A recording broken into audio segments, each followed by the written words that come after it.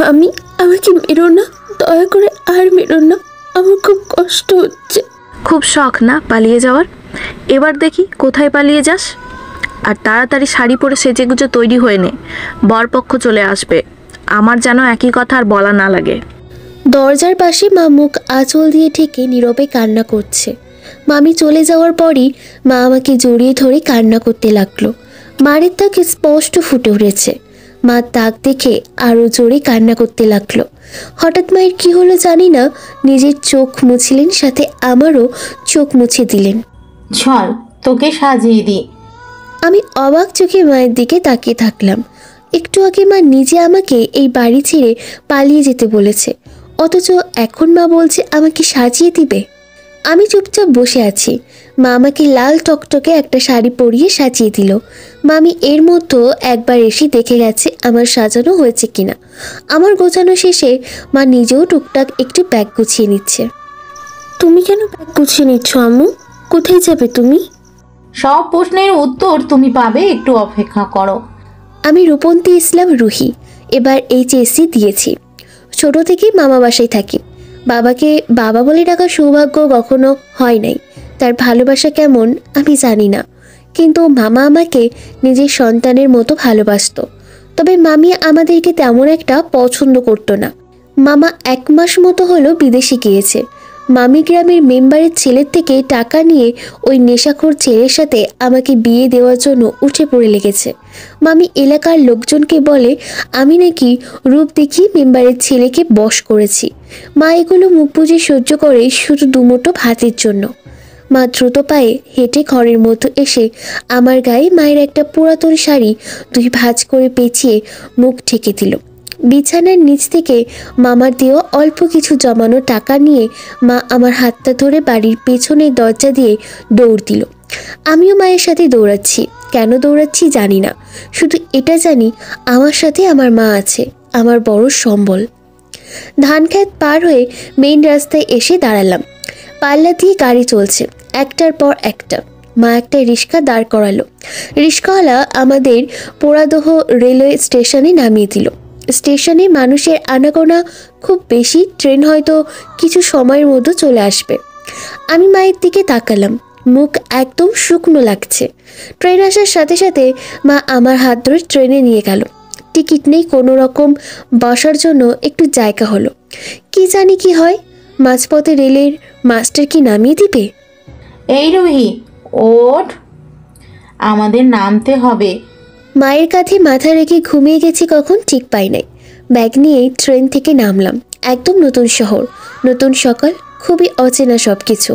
চায়ের দোকান থেকে টং টং আওয়াজ আসছে। কেউ কেউ হাঁক ছেড়ে জিনিসপত্র বিক্রি করছে। কিছু কিছু মানুষ আমার দিকে আর চোখে তাকিয়ে আছে। বিয়ের শাড়িতে থাকায় হয়তো অনেকের মনে কৌতূহল সৃষ্টি হচ্ছে। আসসালামু আলাইকুম আন্টি, আমি আইমান। আমি ভুল না করলে আপনি রোদেলা আন্টি? হ্যাঁ, তুমি আশরাফের ছেলে। কত বড় হয়ে গেছো, অনেক ছোটবেলায় তোমাকে দেখেছি। জি আন্টি, বাবা আমাকে পাঠিয়েছে আপনাদের নিয়ে যেতে। বাবা আপনাদেরকে বাসায় নিয়ে যেতে বলেছে। না না বাবা, তুমি আমাকে তোমার বাবার অফিসে নিয়ে যাও, অন্যদিন তোমাদের বাসায় যাব। বড় একটা বিল্ডিং এর সামনে গিয়ে গাড়ি থামলো। আঙ্কেলের অফিস 9 তলায়। মা আমাকে বাইরে বসিয়ে রেখে ভিতরে গেল। তোমার নাম কি রুহি? জি। তুমি কি আমাকে দেখে আনইজি ফিল করছো? না। তুমি এমন বিয়ে শাড়ি পরে আছো কেন? তুমি কি বিয়ে থেকে পালিয়েছো? আন্টি তোমাকে ধরে ফেলেছে তাই না? কান্না করেছো দেখে মনে হচ্ছে, চোখ ফোলা। আমি কোনো বিয়ে থেকে পালাই নাই, মন চেয়েছি তাই শাড়ি পরেছি। আর মন চাইলেই গুলিস্তানে গিয়ে বসে কান্না করব। আপনার কোনো সমস্যা? যাক, তাহলে তুমি ভালোই কথা বলতে পারো। জি পারি, তবে প্রয়োজন ছাড়া আপনার মতো অপ্রয়োজনীয় কথা না। রুহির বাবা চলে যাওয়ার পর আপনার কাছে আমি কিছু টাকা রেখেছিলাম ভাই। এখন আমার টাকাটা খুব প্রয়োজন, আমাকে যদি দিতেন খুব উপকার হতো। এভাবে কোনো বলছেন ভাবি? ওটা আপনার টাকা, আপনি নেবেন। আমি এখনই সব ব্যবস্থা করে দিচ্ছি। আপনাকে যে কি বলে ধন্যবাদ দিব না ভাই। ধন্যবাদ দেওয়ার কিছুই নেই। আপনার আইমানের সাথে বাসায় যান, রাতে আপনাদের সাথে গল্প করবানে। না ভাই, আমরা অন্যদিন এসে আপনার বাসায় যাব, এখনই আমাদের বাড়ি ফিরে যেতে হবে। সেটা বললে তো হবে না। কত বছর পর আপনি এসেছেন, এভাবে তো যাওয়া যাবে না। আর আবিহাকে বলছি, আপনি আপনি আসছেন, বাসায় না গেলেও তো মন খারাপ করবে। না ভাই, জোর করেন না, অন্য একদিন যাব। আমি আর মা ফুটপাথ ধরে হেঁটে চলছি। ব্যাংকে এসে মা কিছু টাকা তুলে নিল। রান্নার জন্য দরকারি জিনিসপত্র, আমার জন্য কিছু বই, টুকটাক জিনিস কিনে মায়ের সাথে বাসায় আসলাম। আশরাফ আঙ্কেলের অফিস থেকে বের হয়ে আমি আর মা ঘুরে ঘুরে বাসা দেখে এক রুমের একটা বাসা খুঁজে পেয়েছি। 2 মাসের অগ্রিম ভাড়া দিয়ে সব কিছু ঠিকঠাক করে নিলাম। আমার আর মায়ের নতুন সংসার। দুপুরে খাওয়া দাওয়া করে নিলাম দুজন। এখন ঘুমিয়ে নাও, আজকে রেস্ট করবে, রাতে নিজের রুটিন গুছিয়ে নেবে, আর কাল থেকে পড়াশোনা শুরু করবে। আচ্ছা আম্মু। শোন রুহি, জীবনে চলার পথে অনেক বাধা আসবে, অনেক মানুষ তোকে নিচে নামিয়ে দিতে চাইবে, অনেকে তোকে তার আবেগে জড়াতে চাইবে। তোকে সেই সব কিছু পায়ে ঠেলে এগিয়ে যেতে হবে। তোকে একটা ভালো বিশ্ববিদ্যালয়ে চান্স পেতে হবে। তোর মায়ের 20 বছরের ত্যাগ তুই কি আমাকে তোর সফলতা দিয়ে পূর্ণ করবি না মা? বল আমাকে। আমি তোমার আশা পূরণ করব। রাতে নিজের একটা রুটিন তৈরি করে নিলাম। কাল থেকে পড়াশুনো করতে হবে, মায়ের ইচ্ছা পূরণ করতে হবে। মামার মুখে শুনেছিলাম বাবা মায়ের প্রেমের বিয়ে ছিল। মা বাবা দুজনেই জাহাঙ্গীরনগর বিশ্ববিদ্যালয়ে পড়াশুনো করত। তারপর বিয়ে হয়, কিন্তু বিয়ের 2 বছর পর হঠাৎ করে আম্মু মামা বাসাতে চলে আসে। কিন্তু কেন আসে তা কখনো কাউকে বলে নাই। ফজরের নামাজ পড়তে বসেছি। আম্মু ভাত আর ডাল রান্না করেছে। রান্না শেষে দুজন খেয়ে নিলাম। শোন, আমি একটু বাইরে যাচ্ছি, কাল একটা কাজের কথা বলেছিলাম একজনকে, সে আজ যেতে বলেছে।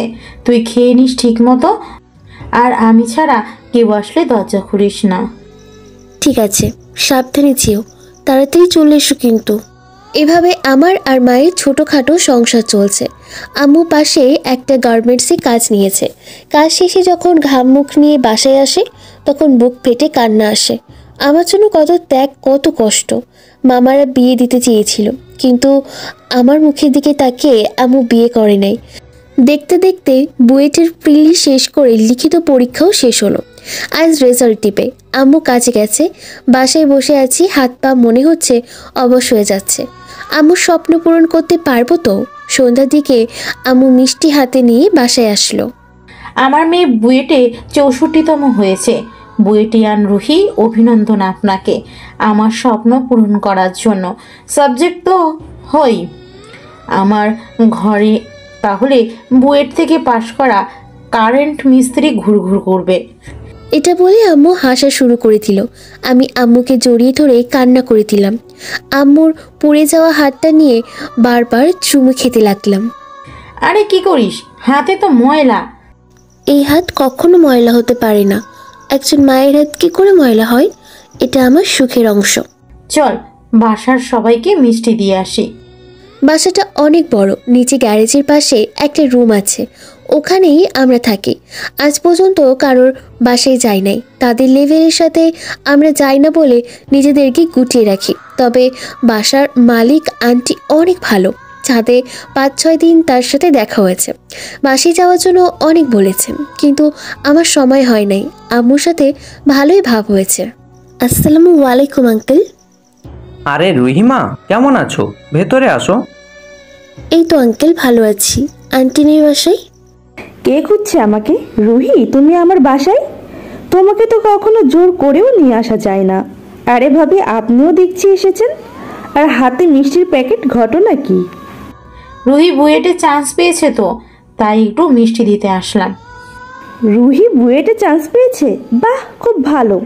আমার নিশানও বুয়েটে পড়তো। স্কলারশিপ নিয়ে দেশের বাইরে চলে যেতে চাইছিল, কিন্তু একটাই ছেলে, তাও যদি দেশের বাইরে থাকে তাহলে হয় বলেন? তাই আমি আর যেতে দিই নাই। দেশে কি চাকরির অভাব? এই বছরেই বিসিএস দিয়ে অ্যাডমিন ক্যাডার পেয়েছে। যাক, আলহামদুলিল্লাহ। আচ্ছা ভাবি, আমরা তাহলে এখন আসি।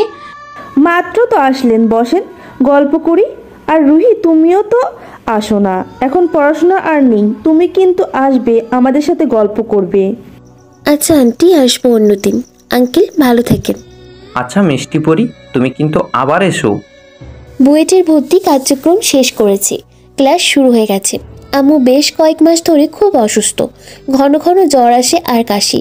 আম্মুকে আর আমি কাজে যেতে দিই না, বাসার পাশেই 3টা টিউশন নিচ্ছি, আমাদের দুজনের চলে যায়। আম্মু অসুস্থর পরিমাণ যেন দিন দিন বেড়েই চলেছে। রুহি, আমার সাথে ছাদে যাবি? আজ কিন্তু পূর্ণিমা। চলো, আমি তোমাকে ধরে নিয়ে যাই, হাতটা দাও।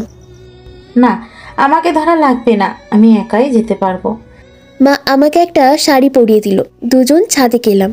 উজ্জ্বল ফর্সা গায়ের রং বয়সের ভারে একটু কুচকে গেছে, গোলগাল মুখ, হালকা বাতাসে মায়ের কোমর জড়িয়ে চুলগুলো উড়ছে, আঁচল নিচে গড়াগড়ি খাচ্ছে। কত সুন্দর লাগছে আম্মুকে। সবাই বলে আমি নাকি আম্মুর মতো হয়েছি, কিন্তু আমি বলবো আমার আম্মুর মতো সুন্দরী দ্বিতীয়টা কেউ নেই, আর আমি তো না। জানিস, পূর্ণিমা রাতে নীরবে চুপচাপভাবে বাতাসে চুল উড়াতে আমার খুব ভালো লাগে। আমি যখন খুব ছোট, মা তখন মারা যায়। আব্বা আমাদের 2 ভাই বোনকে একা হাতে মানুষ করেছে। আব্বা আমাকে নিয়ে অনেক স্বপ্ন দেখেছিলেন, কিন্তু বিয়ে নামক শিকল আমি বেরির মতো পেঁচিয়ে আবার ইচ্ছেগুলোকে মাটি চাপা দিয়ে দিয়েছিলাম। এই সমাজ কখনো মেয়েদেরকে উঁচু করে বাঁচতে শেখায় না। সেই জন্য বাবার বাসায় থাকতে থাকতে একটা মেয়ের স্বাবলম্বী হওয়া খুব জরুরি। নিজের একটা পরিচয় তৈরি করা খুব দরকার। একজন আদর্শ পিতার পর একজন আদর্শ স্বামী পেলে মেয়েদের জীবনের পূর্ণতা আসে। দায়িত্ববান চরিত্রবান স্বামী পেলে মেয়েরা অনেক সুখী হয়। আমার বউকে শুধু আমি শাসন করব, কেউ ওরে কিছু বলবে না, এমন করে পুরো পরিবারের সামনে ঢাল হয়ে দাঁড়ানো একটা ছেলে পাওয়া সব মেয়ের দরকার, যে পুরো পৃথিবীর সাথে তার হয়ে লড়াই করবে, তাকে রক্ষা করবে। তবে সবাই এতটা ভাগ্য নিয়ে জন্মায় না, কারোর কপালে হয়তো এতটাও প্রশস্ত না যতটা প্রশস্ত ভাগ্যবতী হলে এমন একটা স্বামী পাওয়া যায়। আমাকে তো কখনো আব্বুর বিষয়ে কিছু বলো নাই, কিন্তু কেন? যাকে তুমি কখনো দেখো নেই তার নিয়ে কিছু শুনতে হবে না। কিছু বিষয় যত না জানা যায় তত সুন্দর থাকে। তবে তুমি সময় মতো সব জেনে যাবে। তুমি তার মেয়ে, তোমার জানার অধিকার আছে। আম্মু কান্না করে দিল, আমি চোখের পানি মুছিয়ে দিলাম। তোমার চোখে পানি আসে এমন কোনো কিছু আমি জানতে চাই না আম্মু। আমি আর কখনো আব্বুকে নিয়ে কিছু শুনবো না, তুমি কান্না করো না। পাগলি মেয়ে আমার, বড় হয়েছে কিন্তু বুদ্ধি হলো না আর। শোন, তোর নামে ব্যাংক অ্যাকাউন্ট আছে, ওখানে কিছু টাকা আছে। এদিকে সরে আয় তো, তোর গলা একদম ফাঁকা। বিশ্ববিদ্যালয়ে পা দিয়েছিস, সবাই দামি দামি জামা কাপড় পরে আসে, সবাই কি সুন্দর করে সেজে গুজে থাকে, আর তুই কিভাবে যাস? তুই একটু নিজের খেয়াল রাখবি আর নতুন জামাগুলো পরবি, আর এই চেনটা সবসময় গলায় রাখবি। এটা তোর বাবার দেওয়া সেই স্মৃতি। এসব কেন বলছো আম্মু? আর আমার খেয়াল রাখার জন্য তো তুমি আছোই। সারা জীবন কি আর আমি থাকবো? তোকে তো তোর মতো করে চলা শিখতে হবে। এসব উল্টোপাল্টা কথা বলো না তো, আমি তোমাকে ছাড়া কোথাও যাব না। হয়েছে, চল এবার নিচে যাই। এই মাঝরাতে 2 পেতনি ছাদে দাঁড়িয়ে আছি, অন্য পেতনি আমাদের দেখে ভাব জমাতে আসবে। আমি আর মা দুজনেই খিলখিল করে হেসে উঠলাম। মায়ের হাসিটা কত সুন্দর, এত মিষ্টি। নতুন ভার্সিটি, নতুন নতুন মানুষ। প্রথম দিনে প্রভা নামে একটা মেয়ের সাথে পরিচয় হয়েছিল, নম্বর নেওয়া দেওয়া হয়েছিল, ভালোই বন্ধুত্ব তৈরি হয়েছে তার সাথে। মাঝে মতো একসাথে ভার্সিটিতে যাওয়া, মাঝে মতো জমিয়ে আড্ডা দেওয়া, অনেক মিশুক। বড়লোক বাড়ির মেয়ে, সেই জন্য প্রথম প্রথম নিজেকে ওর থেকে গুটিয়ে রাখতাম, কিন্তু ও মুক্ত মনে আমার সাথে মিশত, আমার জড়তাগুলো কাটিয়ে দিয়েছিল। ক্লাস করে টিউশনি শেষ করে বাসায় ঢুকছি, এমন সময় একজন লোক আমাকে ধাক্কা দিল। সামনে তাকিয়ে দেখলাম লোকটা ব্যস্ত হাতে ফাইল তুলছে। এই যে নাসার বিজ্ঞানী, চোখগুলো কি পৃথিবীর বাইরে রেখে এসেছেন? সাথে করে নিয়ে নিজ গ্রহে ফিরে আসেন নাই? আমি পৃথিবীর বাইরে রেখে এসেছি, কিন্তু আপনারা তো পৃথিবীতে ছিল, আপনি খেয়াল করেন নাই? কেউ ইচ্ছা করে ধাক্কা দিলে তো চোখ কাছে রেখে আটকানো যায় না। আর আপনি কি এই বাসায় থাকেন? না, আমি গ্রহে গ্রহে ঘুরে বেড়াই। একটু সাবধানে ঘোরাঘুরি করেন, নাহলে আজ আমার সাথে কাল নেপচুন আন্টির সাথে ধাক্কা খাবেন। আপনার কাজটা কিন্তু ভালোই। আর যাই হোক, আপনার মতো অপরিচিত মানুষের সাথে তর্ক বিতর্কের কাজটা করি না। স্টুপিড মেয়ে একটা। পথ ছাড়েন, ভিতরে যাব। আমি কি দিন দিন খারাপ হয়ে যাচ্ছি? লোকটা আমাকে এভাবে অপমান করতে পারলো। বাজার নিয়ে রুমে ঢুকে দেখি আম্মু শুয়ে আছে। কাল সকালে ডাক্তারের কাছে নিয়ে যাবই, কোনো বাধা শুনবো না আর। আম্মুর শরীর এখন কেমন? আলহামদুলিল্লাহ। তোর আজ এত দেরি হলো কেন? টিউশনি শেষ করে এসেছি একেবারে, তাই একটু দেরি হয়ে গেছে। তোর অনেক কষ্ট হয়ে যায় তাই না মা? তোর বয়সের মেয়েরা নিজের মতো করে ঘুরে বেড়ায়, অথচ তোকে দায়িত্বের পিছনে ঘোরা লাগছে। এভাবে কেন বলছো আম্মু? তুমি ছাড়া আমার আর কি আছে পৃথিবীতে? চলো খেয়ে নিই, আজ একটু আমাকে হাতে করে খাইয়ে দাও তো। আবারও অনেকদিন পর মা মেয়ে গল্প করতে করতে রাত পার করে দিলাম। আজ ভার্সিটিতে যাব না, আম্মুকে নিয়ে ডাক্তারের কাছে যাব।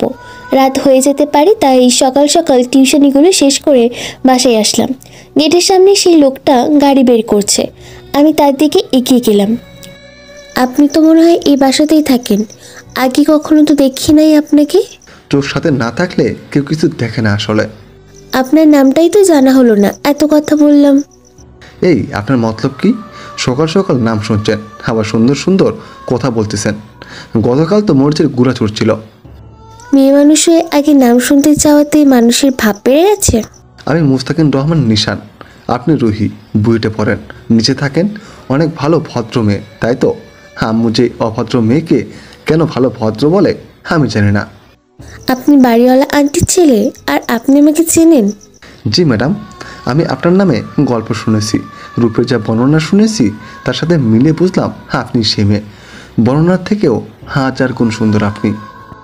গতকালকে ব্যবহারের জন্য আমি খুবই দুঃখিত। আপনার সাথে আমার এমন ব্যবহার করা উচিত হয় নাই। ঠিক আছে। শুধু ঠিক আছে, আর কিছু বলবেন না? কি শুনতে চান আপনি? আপনি মাপ করেছেন কিনা সেটা। মাপ না করলে জোর করে মাপ চাইবেন? তবে আপনি হয়তো এটাও পারবেন। আপনি এমন 120 ডিগ্রি কোণে ট্যারামি কেন করেন? মাপ চেয়েছি, আপনার সানগ্লাস তো চাই নাই, তাহলে মাপ করে দিতে কী সমস্যা? আমি জন্মগত তেরা, সানগ্লাস সে তো চাইলেও দিব না। আর মাপ করার বিষয়টা ভেবে দেখব। আপনার সাথে কথা বলা থেকে তেঁতুল গাছের শাকচুন্নির চুল ধরে ঝুলে থাকা অনেক ভালো। মনে মনে শতখানি গালি দিতে দিতে ঘরে ঢুকতে গিয়ে আবার বুক কেঁপে উঠল। আম্মু, আম্মু, আম্মু কি হয়েছে তোমার? আম্মু চোখ খোলো, আম্মু কথা বলো। কেউ আছেন? কি একটু সাহায্য করেন, বাইরে ছুটে আসলাম। প্লিজ ভাইয়া, আমি আপনার সাথে খারাপ ব্যবহার করেছি, কিন্তু আমার আম্মুকে একটু এমার্জেন্সি হসপিটালে নেওয়া লাগবে, আমাকে একটু সাহায্য করেন প্লিজ। সে ঘরে ছুটে এসে আম্মুর পালস চেক করলো, আম্মুকে উঠিয়ে গাড়িতে করে হসপিটালে নিয়ে গেল। হসপিটালে ভর্তি করিয়ে ডাক্তার আম্মুকে ভেতরে রেখেছে। তোমার পরিবারের কেউ নেই এখানে আসার মতো? তুমি তো একা পারবে না সব দিকে সামলাতে, আর একজন থাকলে ভালো হতো। আমাদের কেউ নেই, আমাদের কেউ নেই এই শব্দটা উচ্চারণ করতে গিয়ে মনে হলো এই 800 কোটি মানুষের ভিতরে আমাদের নিজের লোক বলে কেউ নেই। আমার জন্য আম্মু, আর আম্মুর জন্য আমি। আচ্ছা, আমি অফিস থেকে ছুটি নিয়েছি আর আম্মুকে হসপিটালে আসতে বলেছি। তুমি কান্না করো না, তুমি ভেঙে পড়লে আন্টিকে কে সামলাবে? বাড়িওয়ালা আন্টি এসেছে অনেকক্ষণ, সে আমাকে জড়িয়ে ধরে সান্ত্বনা দিচ্ছে। ডক্টর আম্মুকে দেখে অনেকগুলো রিপোর্ট দিল। আম্মুকে আইসিইউতে শিফট করা হলো, তার মানে অনেক টাকা লাগবে। আমার কাছে তো তেমন টাকা নেই। নিশান আম্মুকে টেস্ট করানো বিভিন্ন জায়গায় ছোটাছুটি করছে। আমি আম্মুর আইসিইউর দরজার সামনে দাঁড়িয়ে আছি। আম্মু বলেছিল ব্যাংকে কিছু টাকা আছে। হসপিটাল থেকে বের হয়ে ব্যাংকে গিয়ে জানতে পারলাম 1,20,000 টাকা আছে। আমি টাকা তুলে হসপিটালের দিকে ছুটলাম। রিসেপশনের মেয়েটার থেকে জানতে পারি বিল অর্ধেক পরিশোধ হয়ে গেছে, আর বাকিটা রিপোর্ট দেওয়ার পর দিবে বলে জানিয়েছে। আমি বাকি টাকাটা পরিশোধ করে দিই। আম্মু রিপোর্টের জন্য দাঁড়িয়ে আছি। আমি টাকাগুলো তার দিকে এগিয়ে দিয়ে বললাম, এই টাকাগুলো রাখেন, আর রিসেপশনের বাকি টাকাটা পরিশোধ করে দিয়েছি। আইসিইউ রুমে ভাড়া যাবতীয় খরচ এখান থেকে নিয়ে করেন। তুমি টাকা দিচ্ছ কেন আমাকে? আমি কি তোমার কাছে চেয়েছি? আমার কাছে বেশি ক্যাশ ছিল না বলে হাফ পেমেন্ট করেছি। টাকাগুলো তোমার কাছে রাখো। আপনার কাছেই রাখেন। আপনি আজ আমাদের জন্য যা করলেন তার কখনো শোধ হওয়ার না। আপনাকে ধন্যবাদ। আম্মুর রিপোর্ট কখন দিবে? একটু পরে দিয়ে দেব। রিপোর্ট ভালো হবে তো? আমার আম্মুর কিছু হবে না তো? আমার আম্মু ছাড়া আমার আর কেউ নেই, সব কিছুর বিনিময়ে এই মানুষটা আমার পাশে থাকলে আমার আর কিচ্ছু চাই না। কান্না করো না, আন্টির কিচ্ছু হবে না। আর তুমি এভাবে ভেঙে পড়লে আন্টিকে কে সুস্থ করে তুলবে? ডাক্তার আম্মুকে বারবার দেখে যাচ্ছে। আমি দরজার সামনে গিয়ে আম্মুকে দেখে যাচ্ছি।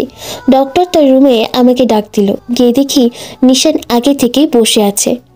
ডাক্তার আমাকে যা বললো তা শোনার জন্য আমি মোটেও প্রস্তুত ছিলাম না। নিশান আমার খুব কাছে ছোট ভাই, তুমিও আমার বোনের মতো। আমি ওর কাছে শুনেছি তোমার বিষয়ে সব কিছু। শোনো, পৃথিবীতে সবাই যেমন এসেছি তেমনি সবাইকে চলে যেতে হবে, এটাই নিয়ম। আন্টি ছাড়া তোমার কেউ নেই, কিন্তু এটা মেনে নিতে হবে যে আন্টি আমাদের মাঝে হয়তো আর কিছু সময়ের জন্য আছে। কি বলছেন কি আপনি এগুলো? আমার আম্মু কোথায় যাবে? আমার আম্মুর কিচ্ছু হবে না। আপনি আমার আম্মুকে সুস্থ করে দেন প্লিজ। আমি আমার আম্মুকে ছাড়া বাঁচবো না। নিশান কি বলে উনি এগুলো? আপনি বলেন ওনাকে আমার আম্মুকে সুস্থ করে দিতে। আন্টির লিভার ক্যান্সার হয়েছে, যেটার লক্ষণ সহজে বোঝা যায় না, কিন্তু যখন বোঝা যায় তখন হাতে কিছুই করার থাকে না। তবুও আমি আমার সবটুকু দিয়ে চেষ্টা করছি, বাকিটুকু আল্লাহ ভরসা। ডাক্তারের চেম্বার থেকে বের হয়ে হসপিটালের করিডোরের আইসিইউর সামনে চেয়ারে বসে আছি। আমি কথা বলার শক্তি পাচ্ছি না। ডাক্তারের চেম্বার থেকে বের হয়ে এখনো পর্যন্ত একটা শব্দ উচ্চারণ করি নাই। বারবার কানে বাজছে তোমার মায়ের বেঁচে থাকার সম্ভাবনা কম। আমার শরীরটাকে কেউ মনে হচ্ছে পাথর দিয়ে চাপা দিচ্ছে। আন্টি একটু আগে চলে গেছে। নিশান এখনও বাসায় যায়নি, আমার সাথেই থেকে গেছে। সারাটা দিন হসপিটালে দৌড়োদৌড়ি করেছে। চুলগুলো এলোমেলো হয়ে আছে, ক্লান্ত দেখাচ্ছে, তবুও বসে আছে। রাত কয়টা বাজে ঠিক বুঝতে পারলাম না, তবে হসপিটালে মানুষ নেই বললেই চলে। একদম চুপচাপ সব কিছু। রুহি, একটু কিছু খেয়ে নাও। না খেয়ে থাকলে তো তুমি অসুস্থ হয়ে যাবে। কি হলো, এভাবে বসে থাকলে কি হবে? তোমাকে সুস্থ থাকতে হবে। আন্টির কথা ভেবে হলেও তোমাকে সুস্থ থাকতে হবে, খেতে হবে। সারাদিন কিছু খাও নাই। আমি নিশানকে জড়িয়ে ধরে জোরে কান্না করে দিলাম।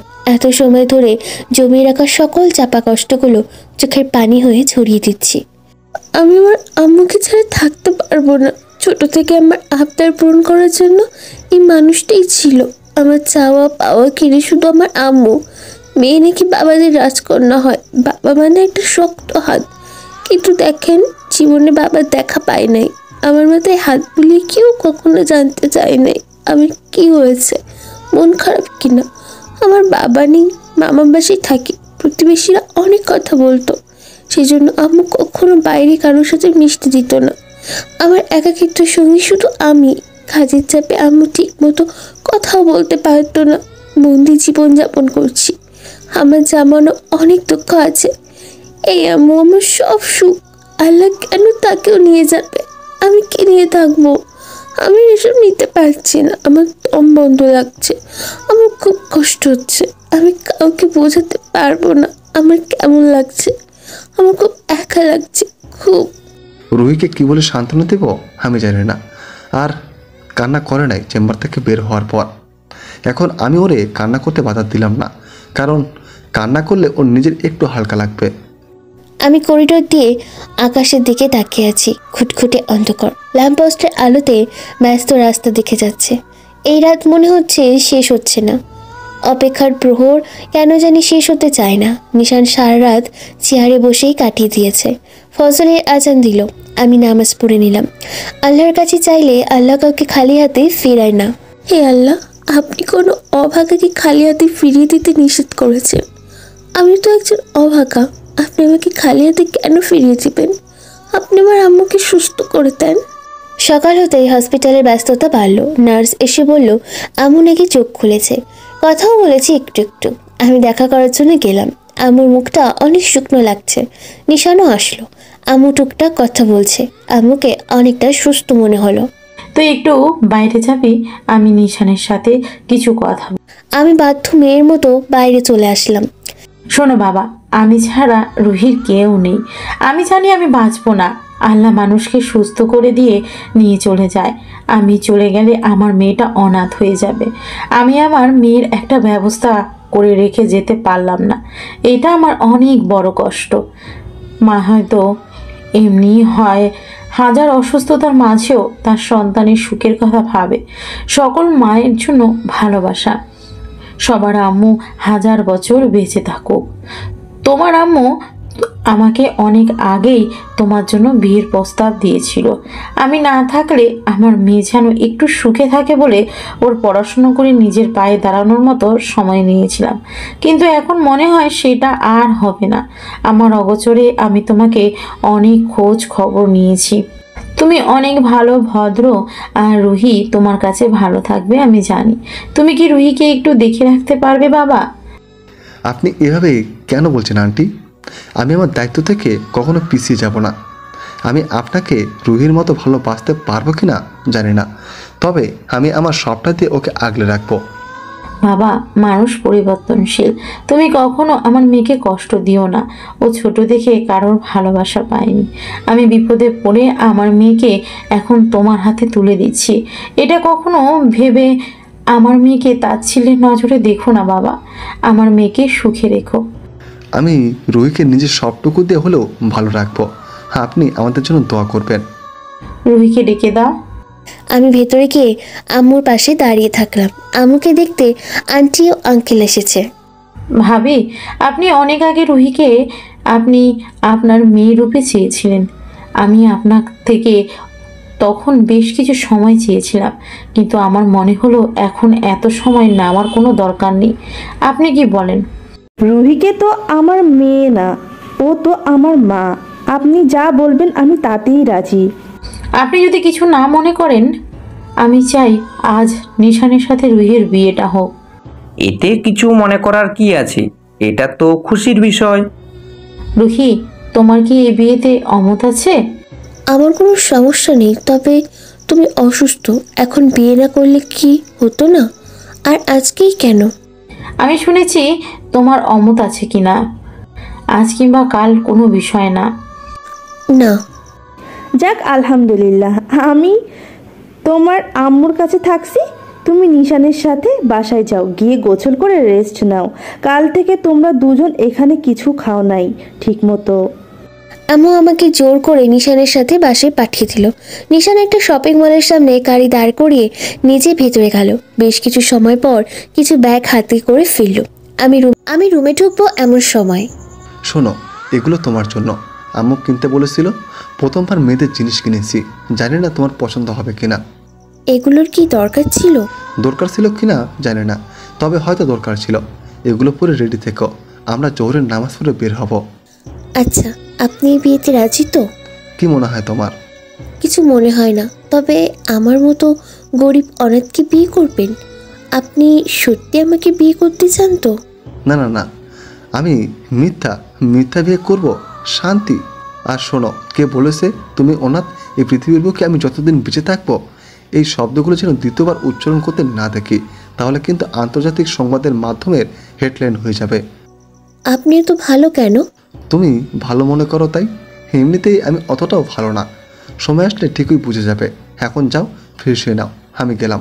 গোসল করে এসে প্যাকেট খুলে দেখলাম সবুজ জমিনে সোনালি রঙের কাজ করা একটা শাড়ি, সাথে ম্যাচিং ব্লাউজ, জুয়েলারি, সব কিছুই আছে। লোকটার পছন্দ আছে বলতে হবে। সব কিছু কত সুন্দর। আমার যে সবুজ রং পছন্দ এটা কি উনি জানে? কিভাবে জানবে? ওনার সাথে তো কখনো আমার সাথে ঝগড়া বাদে কথাই হয় নাই। শাড়ি পরে জুয়েলারিগুলো পরে নিলাম, একটু কাজল দিলাম। অন্য দিনের থেকে কেন জানি নিজেকে অন্যরকম লাগছে। কেমন লাগছে জানি না, তবে খারাপ লাগছে বলা যাবে না। এর মধ্যে দরজায় ঠকঠক আওয়াজ আসলো। আমি দরজা খুলে দেখলাম নিশান সাদা পাঞ্জাবি পরে দাঁড়িয়ে আছে। সাদা পাঞ্জাবি পরে তো দারুণ লাগছে। এই প্রথম মনের মধ্যে আলাদা একটা অনুভূতি কাজ করলো। নিশান আমার দিকে তাকিয়ে আছে। হঠাৎ হাঁটু গেড়ে বসে আমার শাড়ির এলোমেলো কুচিগুলো ঠিক করে দিল। বিষয়টা আমার বেশ ভালো লাগলো। তোমাকে শাড়িতে অনেক সুন্দর লাগছে। ধন্যবাদ। চুলগুলো বেঁধে না রেখে ছেড়ে দিলে কি তোমার চুল সামলাতে কষ্ট হবে? একটু ঝামেলা লাগে, এলোমেলো হয়ে যায়। আমি না হয় চুল ঠিক করে দেব, তুমি চুল খুলে রাখো। আমি চুলগুলো খুলে দিলাম, দিয়ে তার দিকে তাকালাম। সে হাত দিয়ে ইশারায় বলল, এবার পারফেক্ট। চলো তাহলে এবার। আমি তার পেছন পেছন হেঁটে গাড়িতে গিয়ে বসলাম। হসপিটালে গিয়ে দেখলাম আম্মুকে কেবিনে দেওয়া হয়েছে। কেমন আছো আম্মু? এই তো আলহামদুলিল্লাহ, মাশাআল্লাহ। আমার মেয়েকে আজ একদম পরীর মতো লাগছে। আন্টি তার হাতের চুড়িগুলো খুলে আমাকে পরিয়ে দিল। আমার বৌমাকে মাশাল্লাহ অনেক সুন্দর লাগছে, কারণ নজর না লাগুক। একটু পর কাজে এসে আমাদের বিয়ে পড়িয়ে দিয়ে গেল। হসপিটালে বিয়েটা হলো। 3 বার কবুল বলে 2টা মানুষকে সারা জীবনের জন্য পরিপূরক করে আটকে দেওয়ার নামই হয়তো বিয়ে। এতদিন বিয়ে শব্দটা শুনে এসেছি, কিন্তু আজ অনুভব করতে পারলাম বিয়ে মানে দায়িত্ব, সম্মান, পরিবার, কত কিছু, অথচ শব্দটা 2 অক্ষরের। সবাই একসাথে খাওয়া দাওয়া করে নিলাম। আম্মুকে দেখে অনেকটা সুস্থ লাগছে। আমি এখনও শাড়ি পরে আম্মুর পাশে বসে আছি। আন্টি আঙ্কেলকে বাসায় পাঠিয়ে দিয়েছি। নিশান একটু বাইরে গেছে। রাতে না ঘুমানোর জন্য একটু চোখ লেগে আসছিল, কিন্তু আম্মুর গোঙানির শব্দে ঘুম ভেঙে গেল। আম্মু ছটফট করছে। আমি চিৎকার করে ডাক্তারকে ডাকতে লাগলাম। ডাক্তার, নার্স সবাই ছুটে আসলো। আম্মুকে অক্সিজেন দেওয়া হলো। খবর পেয়ে নিশান চলে এসেছে। আম্মু ছটফট করছে। আমি আমার আম্মুর কষ্ট দেখে যাচ্ছি, কিন্তু কষ্ট কমানোর কিছু আমার জানা নেই। আমার চোখ দিয়ে পানি গড়িয়ে পড়ছে। আমার চোখের সামনে আমার আম্মু জোরে শ্বাস নিয়ে চোখ বন্ধ করে ফেলল। আমি চিৎকার করে উঠলাম আম্মু বলে। ডাক্তার আম্মুর অক্সিজেন মাস্ক খুলে দিল। আম্মু চোখ খোলো। আম্মু, আমার সাথে একটু কথা বলো। আম্মু, তুমি না বললে কাল বাসায় যাবে, তুমি সুস্থ হয়ে গেছো? আম্মু চোখ খোলো। আম্মু, আমি তোমাকে ছাড়া কি নিয়ে বাঁচবো? আম্মু, আমাকে একা ফেলে কেন চলে গেলে? আমি সেন্সলেস হয়ে পড়ে যাই। যখন জ্ঞান আসি তখন আম্মুকে নতুন সাজে সাজানো হয়ে গেছে। আমি কোনো রকম দৌড়ে গিয়ে আম্মুর কাছে গেলাম। তুমি ওঠো আম্মু, আমাকে ফাঁকি দিয়ে চলে যাবে তা তো হবে না, আমাকেও নিয়ে যাও আম্মু। সবাই আমার আম্মুকে নিয়ে চলে গেল। আমি তখন নিচে বসে আছি। আম্মুকে কবর দিয়ে সবাই চলেও এসেছে। নিশান আমাকে রুমে নিয়ে যাওয়ার জন্য অনেক চেষ্টা করেছে। এলোমেলো পায়ে হেঁটে আমার আর আম্মুর রুমে গিয়ে দরজা বন্ধ করে দিলাম। এই ঘরে আমার আম্মুর গন্ধ লেগে আছে। মনে হচ্ছে আমার আম্মু শুয়ে আছে। আমি চিৎকার করে আম্মু বলে ডেকে উঠলাম, কিন্তু আজ আর আম্মু ডাক শুনল না। বাইরে নিশান দরজা ধাক্কা দিচ্ছে। দরজা খুলতে মন চাচ্ছে না। রুহি, দরজাটা খোলো। তুমি ভিতরে একা কী করছো? রুহি, দরজা খোলো। তুমি দরজা না খুললে কিন্তু আমি দরজা ভেঙে ভিতরে ঢুকবো। আমি দরজা খুলে দিলাম।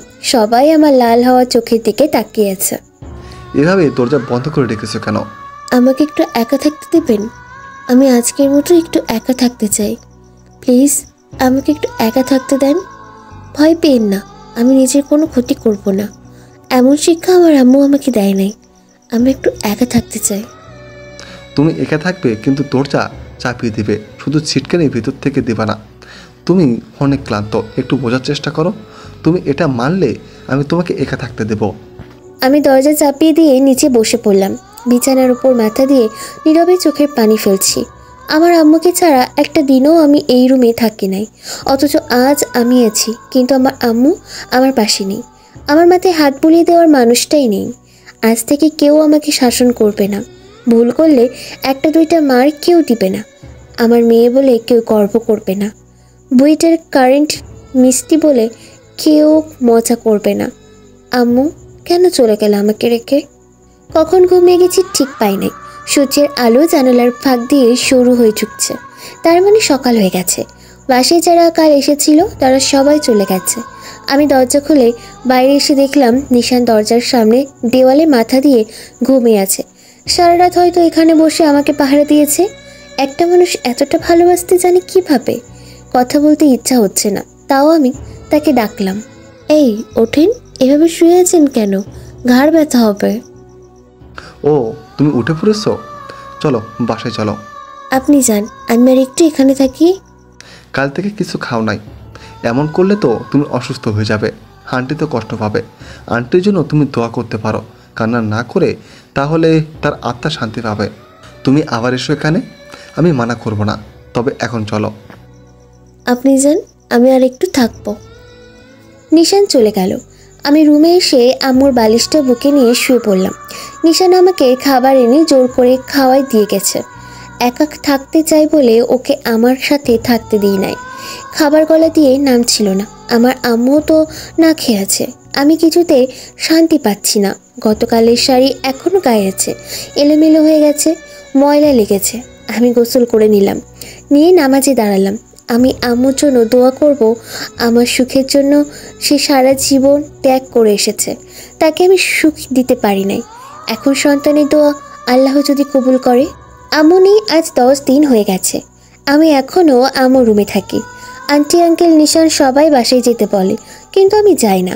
কেউ আমাকে বেশি জোর করতে পারেও না। নিশান রাতে এসে বেশ কিছু সময় থাকে, কিন্তু আমি ওকে ওর রুমে পাঠিয়ে দিই। নিশান বলেছে আমাদের রুম এমনই থাকবে, এটা কি কেউ হাত দিবে না। আমার যখন ইচ্ছা আসবো থাকবো। এই মানুষ আমাকে এত বোঝে কিভাবে? আজ ঠিক করেছি আমি নিশানদের সাথে থাকবো। আমাকে ছাড়া এই রুমে থাকতে আমার দম বন্ধ লাগে। মাঝরাতে ঘুম ভেঙে হাত নিয়ে আম্মুকে খুঁজি, কিন্তু পাই না। নিজ হাতে ঘর জিনিসপত্র পরিষ্কার করে গুছিয়ে রাখলাম।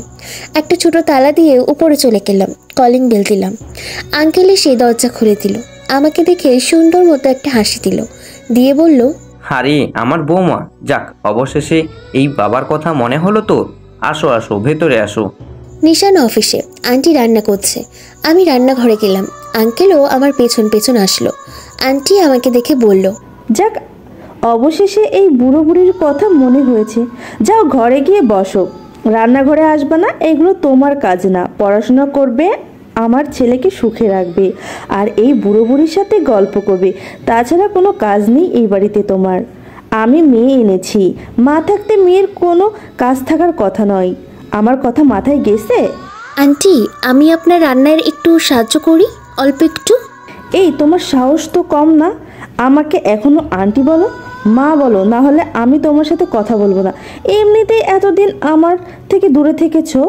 আন্টি মা ডাকতে বলাতে আঙ্কেলও গম্ভীর মুখে বলল, আর আমাকেও আঙ্কেল বলা চলবে না, বাবা বলতে হবে কিন্তু, না হলে শাহবাগে মিছিল করব। আমি আম্মাকে জড়িয়ে ধরে কান্না করে দিলাম। আম্মা আমাকে মাথায় হাত বুলিয়ে দিল, বলল, দেখো মেয়ের কাণ্ড। এই এভাবে কান্না করিস না, আমি তো আছি এখনো। তুই আমার বৌমা না, আমার মেয়ে, আমার মা। আর কখনো যেন কান্না করতে না দেখি। চল তোকে নিশানের ঘর দেখিয়ে দিই। আম্মা আমাকে একটা বিশাল ঘরে নিয়ে আসলো। ঘর দেখে আমি পুরো অবাক। একটা ছেলের ঘর এতটা গোছানো কিভাবে হয়? ঘরের একটা দেওয়াল জুড়ে বইয়ের তাক, 1000 খানেক বই আছে হয়তো। কতটা শৌখিন হলে রুমে এমন দারুণ একটা বইয়ের আলমারি থাকে। বড় একটা বারান্দা আছে, বেশ কয়েকটা ফুলের গাছ লাগানো। আম্মা বলল, এটা নিশানের ঘর, আজ থেকে তুই এখানেই থাকবি। আর নিশানের সাথে কখনো ঝগড়া হলে আমার ঘরে চলে আসবি। হেসে হেসে বলল কথাটা। তুই বস একটু, আমি আসছি। আম্মা চলে গেল। আমি ঘরটা ঘুরে ঘুরে দেখলাম। বেশ সুন্দর রুমটা। বারান্দার উপর দিয়ে রোদ তেমন আসে না। আমার আবার সূর্যের আলো ভালো লাগে না। আন্টি হাতে করে কিছু শাড়ি আর বক্স নিয়ে আসলো। আমাকে বিছানায় বসিয়ে দিল। শাড়িগুলো আমাকে দেখাতে লাগলো আর বলল, এই শাড়িগুলো তোর। আর নিশানকে বলবো তোকে শপিং করতে নিয়ে যেতে। ওর সাথে গিয়ে দরকারি সব কিছু কিনে আনিস। আর ওরে বলতে না পারলে আমাকে বলিস। এখন যা তো, 3 পিস চেঞ্জ করে খয়েরি শাড়িটা পরে আয়। নিশান চলে আসার সময় হয়ে গেছে। আমি গিয়ে শাড়ি পরে আসলাম। খয়েরি জামদানি শাড়ির কাজগুলো অনেক সুন্দর। আম্মা আমাকে দেখে বলল, শাড়িটা হয়তো তোর জন্যই তৈরি করা হয়েছে। এখানে বস চুপ করে। আম্মা আমাকে ড্রেসিং টেবিলের সামনে বসিয়ে গহনা পরাতে লাগলো। এক এক করে গহনা দিয়ে গা ভরিয়ে দিল। আমি বললাম, এত কিছু দরকার নেই আম্মা, আমি এগুলো ঠিক রাখতে পারবো না, তুমি তোমার কাছে রাখো। চুপ, এগুলো তোর ঠিক না রাখতে পারলে বাচ্চাদের মতো হারিয়ে ফেলিস, সমস্যা নেই। বিয়ের দিন তো তোকে সব কিছু দিতে পারি নাই। মাশাল্লাহ, কত সুন্দর লাগছে। আয় নজর টিকা দিয়ে দিই। সুখী হ মা, অনেক সুখী হ। আমি আর আম্মা হাতে হাতে রাতের খাবার তৈরি করছি।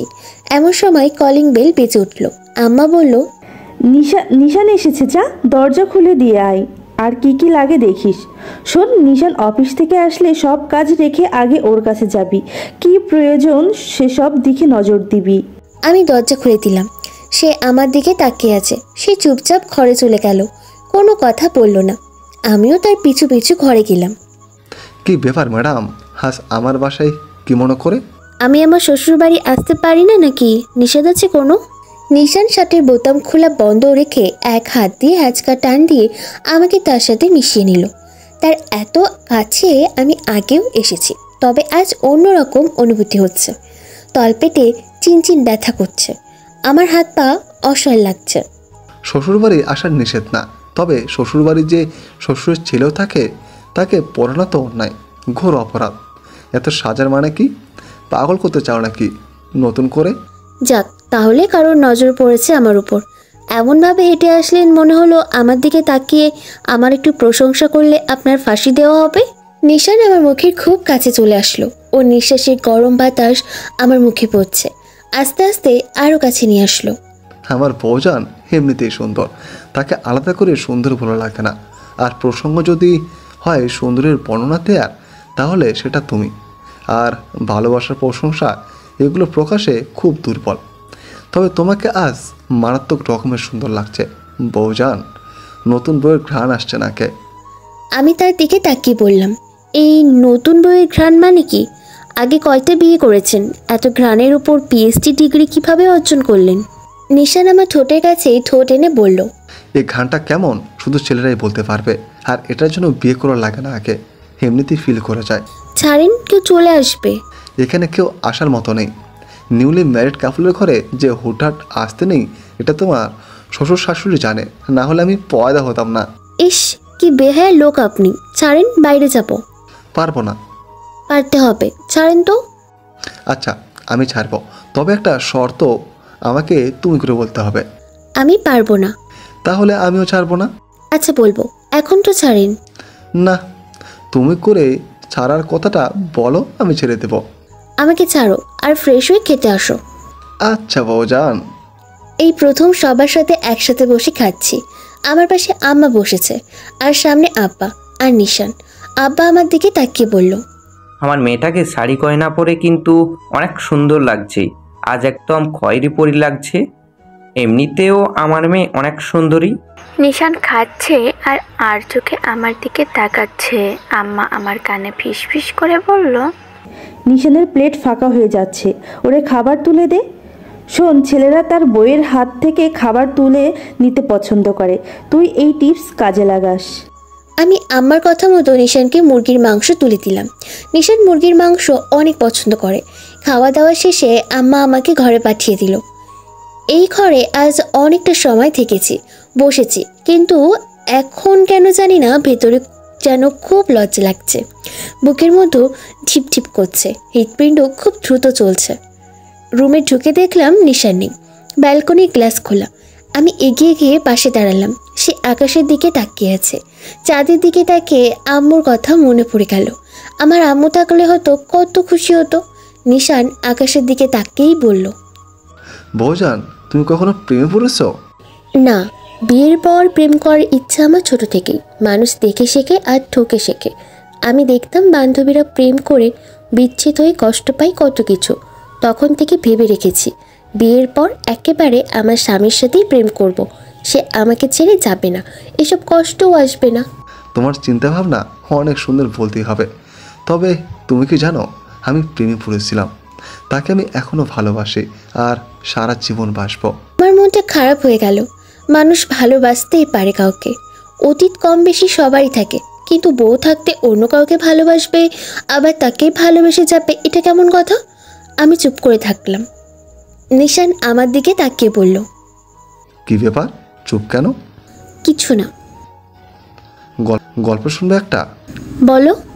একটা মেয়েকে আমাদের বাসার ছাদে বই হাতে নিয়ে চুল শুকোতে দেখেছিলাম। তার ঘন চুল দেখে আমি মুগ্ধ হয়ে গিয়েছিলাম। তার মুখটা দেখতে ইচ্ছে হলো খুব, কিন্তু মেয়েটার মুখ কোনোভাবেই দেখতে পারছিলাম না। আম্মুর সাথে আমি ছোট থেকেই খুব ফ্রি। ছাদ থেকে দৌড়ে এসে আম্মুকে বললাম, আম্মু, ছাদে কোনো কেশবতী বসে আছে। আমি তার চুল দেখে প্রেমে পড়ে গেছি। এখন তুমি গিয়ে দেখে আসো তো তোমার বৌমাটাকে। আম্মু মজা করে বলল, কে আর হবে, নিশ্চয়ই 2 বাচ্চার মা হবে। চুল দেখে প্রেমে পড়ে গেছে। বাপের মতো বেহা হতে তোকে কে বলেছিল রে? তুই তো আমারও ছেলে, বাবার মতো হলি কেন? আম্মু সেদিন ছাদে গিয়ে একটা মেয়েকে দেখে। সে আমাদের বাসার নিচতলে থাকে, নাম রুহি। আমাকে সে তার বর্ণনা দিল। আম্মুর বর্ণনা শুনে আমি মনে মনে তাকে কল্পনা করে নিলাম। আম্মু আমার এসব চিন্তাভাবনা দেখে আন্টির কাছে বিয়ের প্রস্তাব দেয়, কিন্তু আন্টি আপাতত মানা করে দেয়। আমার সেদিন খুব খারাপ লাগে। আমি প্রায় ছাদে যেতাম, কিন্তু আর কখনোই সেই কেশবতীকে দেখি নাই। তার নাকি অ্যাডমিশন। এরপর জানতে পারি সে আমার হাজারো স্মৃতি জড়ানো স্বপ্নের ক্যাম্পাসে চান্স পেয়েছে। তারপর একদিন ঘামে ভেজা মুখ নিয়ে দ্রুত পায়ে হেঁটে যাওয়ার সময় ধাক্কা লাগে একটা মেয়ের সাথে। প্রথমে খুব রাগ হলেও যখন মুখের দিকে তাকালাম তখন ভাবলাম এতটা নিখুঁত সুন্দর মানুষ হয়? সৃষ্টিকর্তা কি দারুণ করে তাকে সৃষ্টি করেছে। মাশাল্লাহ, চুল দেখে চিনে ফেললাম এটা আমার সুকেশিনী ছাড়া কেউ নয়। এ তো আমার কল্পনার থেকেও বহুগুণ সুন্দর। তার মিষ্টি ঝগড়া আমার খুব ভালো লাগতো। আমি প্রায় তাকে ফলো করতাম, লুকিয়ে লুকিয়ে দেখতাম, কখনো পেতাম কখনো দেখা পেতাম না। এরপর টুকটাক সব কিছু তোমার জানা। তুমি যে কয়েকদিন আন্টির জন্য রাতভর কান্না করতে আমার খুব কষ্ট হতো। আমি কান্না করতে পারতাম না, কিন্তু ছটফট করেছি। তোমার কষ্ট আমাকে কষ্ট দিত। সবসময় তোমাকে নিয়ে ভাবতাম। আমি হয়তো বলতে পারবো না মা হারানোর বেদনাটা ঠিক কতটা, কারণ আমাকে এক সপ্তাহের জন্য মাকে ছাড়া থাকতে হয়নি। কিন্তু যে প্রতিমধ্যেই ওই মূল্যবান মানুষটিকে হারিয়েছে, তার কি অবস্থা? এতটুকু বয়সে এত বড় একটা জিনিস হারিয়ে না জানি কেমন আছে মেয়েটা। যে বয়সে মায়ের সাথে তার পারিপার্শ্বিক সুখ দুঃখ ভাগাভাগি করার কথা, সে বয়সে সে নিজের মাকে হারানোর কষ্টটাকে ভোগ করছে। হয়তো আমি তার নিজের মাকে ফিরিয়ে দিতে পারবো না, কিন্তু পারবো মায়ের স্নেহ ভালোবাসা ফিরিয়ে দিতে, আমার মাকে তার সাথে ভাগ করে নিয়ে। তাছাড়া মা ভাগ করলে মায়ের আদর ভালোবাসা কমে না, বরং বেড়ে যায়, শুধু যদি তুমি চাও। কি আকাশ কুসুম ভাবছি এসব। সে তো জানে না যে দূরে কোথাও কেউ একজন তাকে এতটা ভালোবেসে ফেলেছে। জানে না কেউ একজন তার জন্য অপেক্ষা করে আছে, তার সাথে মাকে ভাগ করে নেবে বলে। তার একাকিত্বটা একটা ছেলের মন ছুঁয়ে গেছে। ছেলেটা নিজের অজান্তেই তাকে কতটা ভালোবেসে ফেলেছে। মা হারা মেয়েটার একাকিত্বটা ছেলেটাকে চুপ করিয়ে দেয়। সেই মেয়েটা আমার ঘরালি, আমার সব কিছু ভাগিদার, আমার বাম পাজরের হার, আমার সব কিছু। আমি তোমাকে ভালোবাসি রুহি, খুব ভালোবাসি। ভালোবাসার সূত্রপাত সৌন্দর্য দিয়ে শুরু হলেও আমি তুমি নামক মানুষটার মায়ে পড়ে গিয়েছি। আমি জানি না তুমি আমাকে ভালোবাসো কিনা, তবে আমি ভালোবেসে যাব আর তোমার ভালোবাসা পাওয়ার জন্য অপেক্ষা করব। কিন্তু আমি যে আপনার ব্যক্তিত্বের প্রেমে পড়েছি। একটা মা বাবা হারা এতিম মেয়েকে আপনি কতটা ভালোবাসা দিয়ে আগলে রেখেছেন, না খেয়ে থেকেছেন, ঘরের বাইরে ফ্লোরে শুয়ে থেকেছেন। এমন মানুষের প্রেমে না পড়লে তো অন্যায় হয়ে যাবে। আমি আপনাকে আপনার মতো এতটা ভালোবাসতে পারবো কি না জানি না, তবে চেষ্টা করব। আর কেউ যদি আমাকে হাত ধরে ভালোবাসার সংজ্ঞা শেখায় তাহলে আমি আরও খুশি হব। নিশান আমার দিকে তাকালো। আমি লজ্জায় চোখ নামিয়ে ফেললাম। নিশান আমাকে জড়িয়ে ধরল। আমি তোমাকে নিজের থেকেও বেশি ভালোবাসি, সারা জীবন আগলে রাখতে চাই আমার কাছে। আমিও আপনাকে ভালোবাসি। তুমি আমাকে আবার আপনি করে বলছো, এগুলো কিন্তু ঠিক না। অভ্যাস নেই তো, তাই এমন হচ্ছে। আস্তে আস্তে ঠিক হয়ে যাবে তো।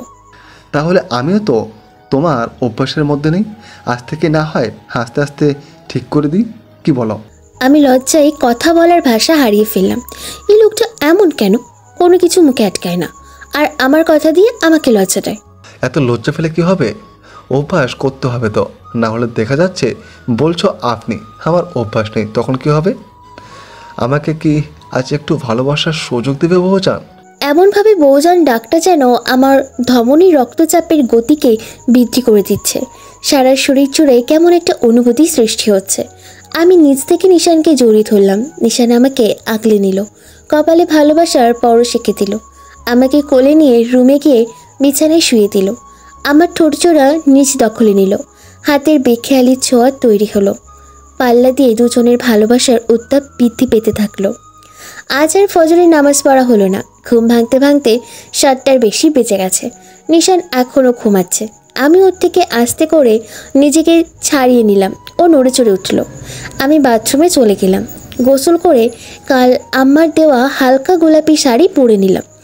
আয়নার সামনে বসে চুল শুকাচ্ছি। সে ঘুম ঘুম চোখে বিছানা থেকে উঠে আমার পেছনে এসে দাঁড়ালো। আমার দিকে তাকিয়ে বলল, এই সকাল সকাল আমাকে পাগল না করে দিলে কি হতো না? ভণ্ডামি বাদ দিয়ে গোসল করতে যাও। কি যুগ আসলো, এই সাত সকাল বউকে মিষ্টি করে প্রেমের আলাপ করবে তা না বলে ভণ্ডামি বাদ দাও। আচ্ছা, তোমার গলায় ওগুলো লাল লাল কি? এবার আমি আরও লজ্জা পেয়ে গেলাম। আমি মাথা নিচু করে রাখলাম আর বললাম, তুমি কি যাবে গোসলে? যাব, তবে মন চাচ্ছে তোমাকেও নিয়ে যেতে। আগে যাও, এখনই ঢোকো, নাহলে খবর আছে কিন্তু। আচ্ছা যাচ্ছি। শোনো, হেয়ার ড্রায়ার দিয়ে চুল শুকানোর সময় ডাইরেক্ট স্ক্লেপ দিবে না। তোমার চুলে অনেক নরম, তো চুল উঠবে অনেক। আচ্ছা, এই মানুষটা এত কিছু জানে কিভাবে, এত খেয়াল রাখে কি করে? আমি চুল শুকিয়ে রান্নাঘরে গিয়ে দেখলাম আম্মার রান্না প্রায় শেষ। সবাই একসাথে খেয়ে নিলাম। নিশান অফিসে চলে গেল। আমি আম্মা আর বাবার সাথে গল্প করে রুমে আসলাম। এই ঘরে আমার কিছুই নেই। কাল আম্মা কিছু শাড়ি দিয়ে গেছিল, সেগুলো এখনও ওখানেই রয়েছে। আমি ওগুলো রাখার জন্য আলমারি খুলতেই চোখ ছানা পড়া। এত শাড়ি, পুরো আলমারিতে শাড়ি ভরা। শাড়ির সাথে কিছু কিছু 3 পিস গাউন আছে। সব কিছু এত সুন্দর করে গোছানো। এত শাড়ি কার? কৌতূহলে আমি নিশানকে ফোন দিলাম। আসসালামু আলাইকুম। ওয়ালাইকুম আসসালাম। বৌজান, অবশ্যই এসেছি। 2 ঘন্টা হলো, এর মধ্যে আমাকে এত মিস করলেন? কি কপাল আমার। তোমারে মিস করতে আমার বয়ে গেছে। এখন বলো, আমি আসার আগে তোমার রুমে কে থাকতো? এত শাড়ি জামা কাপড় কার? ওগুলো সব আমার বইয়ের। চাকরি পেয়েছে 1 বছরের বেশি। আমার টাকা সব ধরাই থাকতো। আমি প্রতি মাসে আমার বইয়ের জন্য শাড়ি কিনে কিনে আলমারি ভরিয়েছি। যখন যেটা যা পছন্দ হতো কিনে নিয়ে চলে আসতাম, এসে সুন্দর মতো আলমারিতে গুছিয়ে রাখতাম। এতদিন ওটা লক করা ছিল, আম্মু দেখে নাই, আজ খুলে রেখে এসেছি আমার বউজানের জন্য। পছন্দ হয়েছে তোমার? এত শাড়ি খুব পছন্দ হয়েছে, তবে আপনি পাগল আছেন। পাগল আমি আগে থেকেই ছিলাম বউজান, শুধু তোমার জন্য। ভালো কথা শোনো, আলমারির ডয়ারে দেখো টাকা আছে, তোমার মোহরানার টাকা। তোমাকে কাল দিতে ভুলে গেছি, ওটা তোমার। আমি টাকা দিয়ে কি করব? তুমি আছো এটাই বড়, টাকা লাগবে না আমার। ওটা তোমার হক, তুমি ওটাতে যা ইচ্ছে তাই করবে। ওটা শুধু তোমার। টাকাগুলো তোমার জামাইয়ের নিজের হাতে উপার্জন করা টাকা। আমি আমার উপার্জনের টাকা দিয়ে আমার বইয়ের মোহরানা দিয়েছি। আচ্ছা, আমরা এই টাকা দিয়ে এতিমখানার জন্য জমি কিনবো, তারপর একটা এতিমখানা বানাবো। তোমার যেটা ইচ্ছা। এখন রাখি, পরে কথা হবে। এভাবে দিন কাটছিল আমাদের ছোটোখাটো সংসারে। কিন্তু সবাই বলে না, অভাগীর কপালে সুখ বেশি সময় থাকে না, তেমনই আমিও পড়াশোনায় মনোযোগ দিয়েছি। আবার ক্যাম্পাসে যাওয়া শুরু করেছি। নিশান অফিসে যাওয়ার পথে আমাকে নামিয়ে দেয়। আম্মা, বাবা, নিশান সবাই আমাকে খুব খেয়াল রাখে, মন খারাপ হতে দেয় না। আম্মু কথা মনে হলে আমি আমার রুমে চলে যাই। নিশান আমাকে পড়াশোনায় অনেক সাহায্য করে। এই কয়েকদিন বাসায় থাকার ফলে অনেক পড়া জমে গেছে। ও আমাকে সব কিছু বুঝিয়ে দিয়েছে। ক্লাসে ঢুকে দেখি প্রভা বসে আছে। আমি ওর পাশে গিয়ে বসলাম। আমাকে দেখে প্রভা অভিমান সুরে বলল, যাক, অবশেষে মহারানীর পা পড়ল ক্যাম্পাসে। তা তোর নতুন সংসার কেমন চলছে? আমাকে ভুলে গেছিস? আরে না, ভুলে যাব কেন? তোকে ভুলে গেলে হয়? তুই তো আমার একমাত্র বান্ধবী। হয়েছে, এখন আর পাম, সয়াবিন, সরিষার তেল দিতে হবে না। ক্লাস করে আজ একটু আড্ডা দিব। আমার ভাইয়া আসার কথা রয়েছে আজ। তোর ভাইয়ারা আসবে কেন হঠাৎ করে? তোর ভাইকে তো জীবনে দেখলাম না। আঙ্কেল আন্টিকে দেখেছি, কথা হয়েছে। তুই তো কখনো আমার বাসায় যাস নাই। আব্বু আম্মু ক্যাম্পাসে আসছিল বলেই দেখা হয়েছে, না হলে তাও হতো না। ক্লাস শেষে আমি আর প্রভা গাছের নিচে বসে আছি। নিশান অফিসে থাকে, তাই আমি একাই বাসায় যাব। কিন্তু অনেকদিন পর একটু আড্ডা দিচ্ছি। আমাদের সাথে আরও 3-4 জন এসে বসলো। আমি চিনি না, তবে প্রভা চেনে। তারাও খুব মিশুক। ভার্সিটি জীবনে মানুষ বিভিন্ন ভাগে ভাগ হয়ে যায়। এই যে একই মেন্টালিটির মানুষগুলো একসাথে। আবার কিছু কিছু মানুষ আছে, তাদের সাথে আমাদের কোনো কিছুতেই মিল হবে না, তাদের সাথে কখনো বন্ধুত্বও হবে না। এর মতো প্রভার ভাই চলে আসলে প্রভার ভাইকে দেখে আমি রীতিমতো হতভম্ব। এই সেই আইমান না? আইমানও আমার দিকে তাকিয়ে আছে। আমাকে দেখে আইমান আমার সামনে ছুটে আসলো, এসে বলল, রুহি, তুমি এখানে? কত খুঁজেছি তোমাকে, তোমার কোনো ধারণা আছে? আমি কুষ্টিয়া গেছি, তোমার মামার বাসায় গিয়ে জানতে পারি তুমি বাসা থেকে পালিয়ে গেছো, তারপর আর আসো নাই।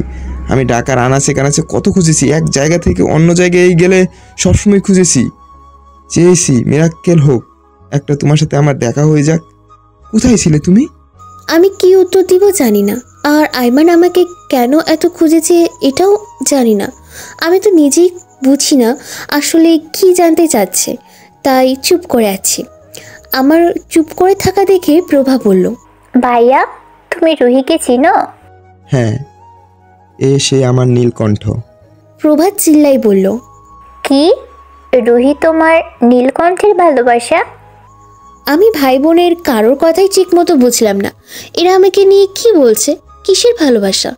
আমি কিছু বলতে যাবো, তার আগে আইমান বলে ওঠে, তোমাকে আমি ভালোবাসি সেই ছোট থেকে। কাকুর ফোনে একটা মেয়ের ছবি দেখেছিলাম, তারপর থেকে তোমাকে আমার কাছে পরি লাগতো, কিন্তু এই পরিটাকে ভালোবেসে ফেলবো এটা আমি ভাবি নাই। সেদিন পেয়েও তোমাকে হারিয়েছি। আর না, আমি আন্টির সাথে দেখা করব, আমাকে নিয়ে যাও। এই কথা বলে আইমান আমার হাত ধরল। আমি জোরে হাত ছাড়িয়ে নিয়ে আইমানকে ধাক্কা দিয়ে সরিয়ে দিলাম। টিস্যু দিয়ে হাত মুছতে লাগলাম, যেন গভীর কোনো ময়লা আছি তো। আমার দেহের কোনো অংশে নিশান ছাড়া অন্য কোনো পুরুষের ছোঁয়া লাগতে দিব না। কিন্তু আজ আইমান এমনটা করবে আমি ভাবি নাই। আমি কান্না করে দিলাম। আইমান আমাকে ছুলো কোন সাহসে? আমি দৌড়ে চলে আসলাম। আইমান প্রভার পিছন থেকে ডাকছিল। হয়তো বেশ কিছুটা পথ এসেছেও, কিন্তু আমি ফিরে তাকাই নাই। মায়ের কথা খুব মনে পড়ল হঠাৎ করে। সব দুঃখ যেন একসাথে জেগে উঠল। আমি বাসায় এসে আমার আর মায়ের ঘরে গেলাম। আম্মা দেখেছে আমি রুমে এসে চাবি নিয়ে গেছি, সেই জন্য আর কোনো প্রশ্ন করে নাই। আমি ঘুমিয়ে গেছিলাম, নিশানের ডাকে ঘুম ভাঙে। আমার মাথায় হাত রেখে বলল, মন কি বেশি খারাপ? না তো। আমার থেকে লুকোচুরি করা শিখেছ? আমি একবার বলেছি তোমাকে চোখের পানি যেন না ঝরে, তাও কেন কাঁদো তুমি? এই চোখের পানি শুধু আমার দেয়া ভালোবাসার জন্য ঝরবে, আর কোনো ছেলের জন্য না। আমি নিশানের দিকে তাকালাম। আমার তাকানো দেখে বলল, কি ভাবছো? কীভাবে জানলাম? আমি না থাকলেও তোমার খবর আমার কানে চলে আসে। আমি জানি তোমার কোনো দোষ নেই। তুমি ভাবতেও পারো নাই আইমান তোমার হাত ধরবে। তবে জানো, হাত ধরাতে আমার আইমানকে খুন করতে ইচ্ছে হচ্ছিল, কিন্তু যখন জানতে পারলাম আমার বউজান ওই হাতের ছোঁয়াকে শতবার মোছার চেষ্টা করেছে, তখন আমি একটু শান্তি পেয়েছি। চলো, অনেক কান্না হয়েছে, এবার শ্বশুরবাড়ি চলো, আমার একটু সেবা করো। সারাদিন বউয়ের ভালোবাসা না পেয়ে আমি কেমন শুকিয়ে গিয়েছি। আমি নিশানের কথাই হেসে দিলাম। বাসায় গিয়ে দেখলাম সবাই খাবার নিয়ে বসে আছে আমার জন্য। তারপর সবার সাথে খাবার খেয়ে নিলাম। ভাইয়া, তুই পাগলামো করলে তো হবে না। রুহি বিবাহিত, একটু বোঝার চেষ্টা কর। আইমান একটা তাচ্ছিল্যের হাসি দিল। এই হাসিটাই যথেষ্ট ছিল প্রভাকে ভয় দেখানোর জন্য। এ কোন ঝড়ের পূর্বাভাস? সবার জীবন উল্টোপাল্টা করে দিতে পারে। ভাইয়া অনেক জেদি, ও যা ইচ্ছে করতে পারে। আমাকেই সব কিছু আটকাতে হবে। একই ঘটনার পুনরাবৃত্তি ঘটতে দেওয়া যাবে না। যা কখনো দেখি নাই, শুধু শুনে এসেছি যে ভুলের কারণে 4টে পরিবার শেষ হয়ে গেছে, সেই ভুল আবার ঘটবে। সত্যি কি আবার ঘটবে? মানুষের করা ভুল, পাপ, এগুলো ফিরে আসে, কোনো না কোনোভাবে ফিরে আসেই। যদি সেটাই হয় তাহলে কি হবে? ওই দিনের ঘটনার পর রুহি আর ক্যাম্পাসে যায় নাই। প্রভা ফোন দিয়েছে কিন্তু রিসিভ করে নাই। নিশানের কাজের চাপ বেড়েছে। রুহিকে ঠিকমতো সময় দেওয়াও হয় নাই। এই কয়েকদিনেই শূন্যতা, একাকিত্ব সবকিছু মিলিয়ে রুহি আবার ভেঙে পড়েছে। অতিরিক্ত চিন্তা ভাবনা করে ওর মনে হয় সেদিনের ঘটনার কারণে নিশান ওর থেকে দূরে চলে গেছে, ওরে ভুল বুঝেছে। এমন অনেক চিন্তা করে, ফলাফল নিজেই কষ্ট পায়, নিজেই নিশানের থেকে দূরে থাকে, নিজেই ভাবে নিশান কেন দূরে। আমার ফোনে একটা নোটিফিকেশন আসলো। আমি ভাবলাম নিশান মেসেজ দিয়েছে। ফোন হাতে নিয়ে দেখি একটা অচেনা নাম্বার থেকে মেসেজ দেখে আমার হাত পা কাঁপছে। আমার জীবনটা এভাবে কেন নষ্ট করে দিতে যাচ্ছে? মেসেজটা, নিষিদ্ধ কোনো জিনিস হোক কিংবা মানুষ, বিপরীতে থাকা মানুষটার আকর্ষণ নিষিদ্ধ জিনিসের প্রতি থাকে। দূর থেকে ভালোবাসি, এই দূর থেকে ভালোবাসাবাসি থেকে কখন যে এতটা আসক্ত হয়ে গেছি জানি না। তবে আমার এটা বিশ্বাস ছিল, আমি নামক অসূর্য স্পর্শা অডিকরকে তুমি যদি আলোর পথ দেখাও, তাহলে তুমি সেই পথের সবচেয়ে বড় প্রতীক হবে। সেই পথটাই তোমার কাছে সহজ লাগবে। পথের ধারে বেড়ে ওঠা সেই অসূর্য স্পর্শা অকর্ডেকের প্রতি নির্ভরশীল হয়ে যাবে, তার মায়ায় বেঁধে যাবে। বেঁধে যেতে তোমাকে হবেই, বছর যুগ লাগলে লাগুক। অসূর্য স্পর্শা, আমি ভুল না করলে এই মেসেজটা আইমান দিয়েছে। কিন্তু কেন? আমি বিবাহিত, এসব কিছু জানার পরও আমার পিছনে কেন পড়েছে? কি চাই ও? আর কাকুর ফোনের ছবি দেখেছিলাম মানে কি? ওর সাথে কি আমার কোনো যোগসূত্র রয়েছে? এসব ভাবনার মতো ফোন বেজে উঠল। আমি ভয় পেয়ে গেলাম। আইমান ফোন করে নাই তো? তাকে দেখলাম নিশান ফোন করেছে। আমি রিসিভ করতেই, আমার বউজনটা কি করে? বসে আছি। শুধু বসে থাকলে হবে না। আমার সাথে একটু কথা বললে কি তোমার পাপ হবে? না হ্যাঁ ছাড়া আর কিছু জানো না? জি।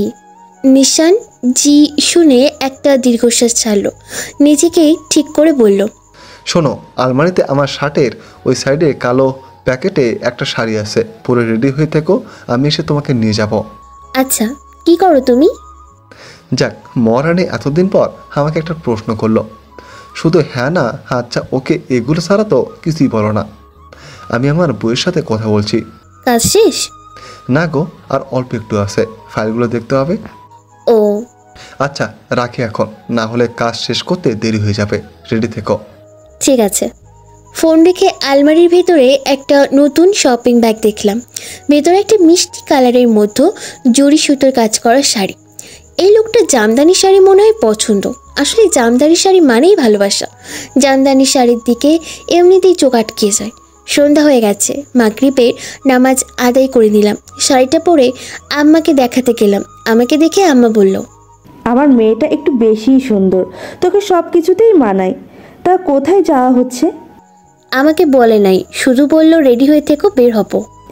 আচ্ছা তাহলে যা, সুন্দর করে একটু সেজে গুজে নে। তুই তো একদম সাদামাটা থাকিস, মাঝে মধ্যে একটু নিজেকে অন্যরকম করে সাজাতে হয়, বুঝলি? আচ্ছা। আমার সাথে কথা বলা শেষ করে আমি রুমে এসে চুলগুলো খোপা করে নিলাম, হাতে ঘড়ি পরলাম, হালকা করে কাজল দিলাম।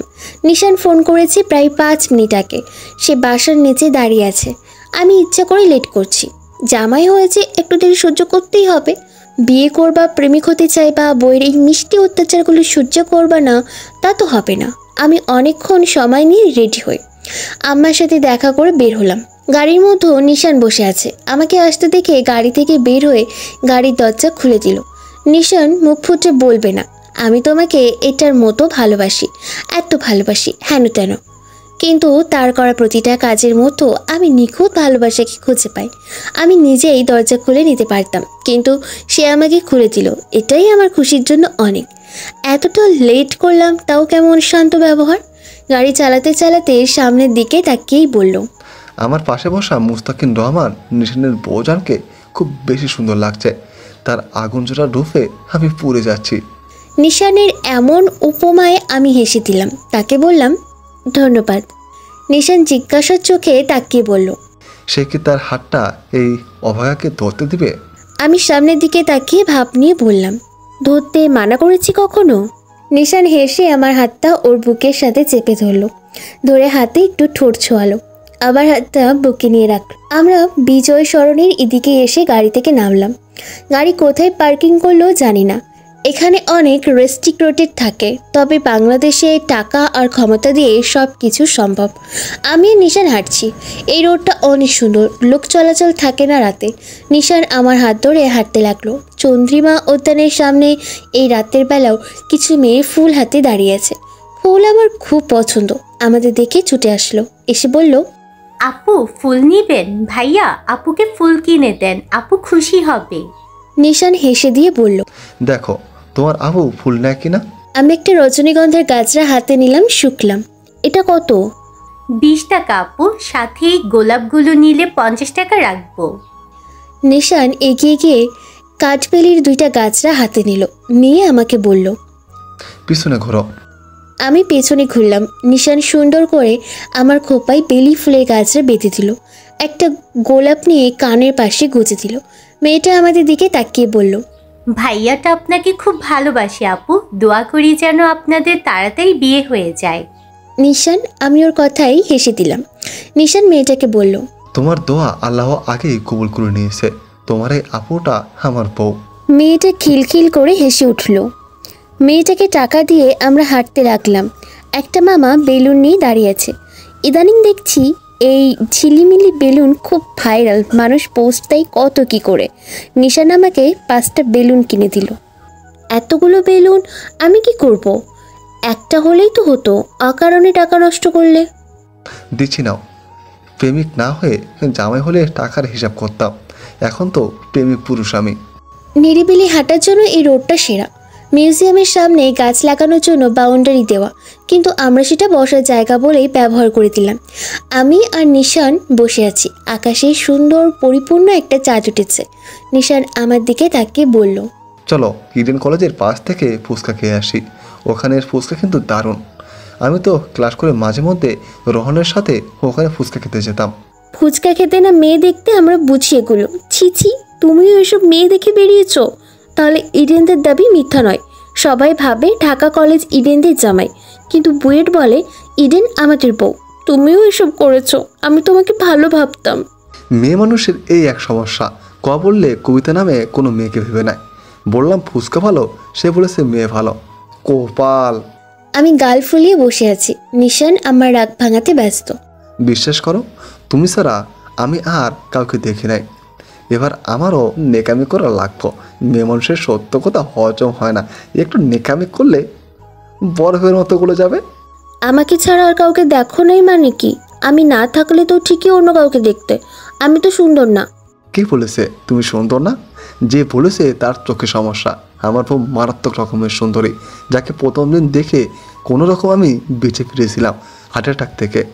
কি হতো ভাবো তো একবার। আমি হেসে দিলাম।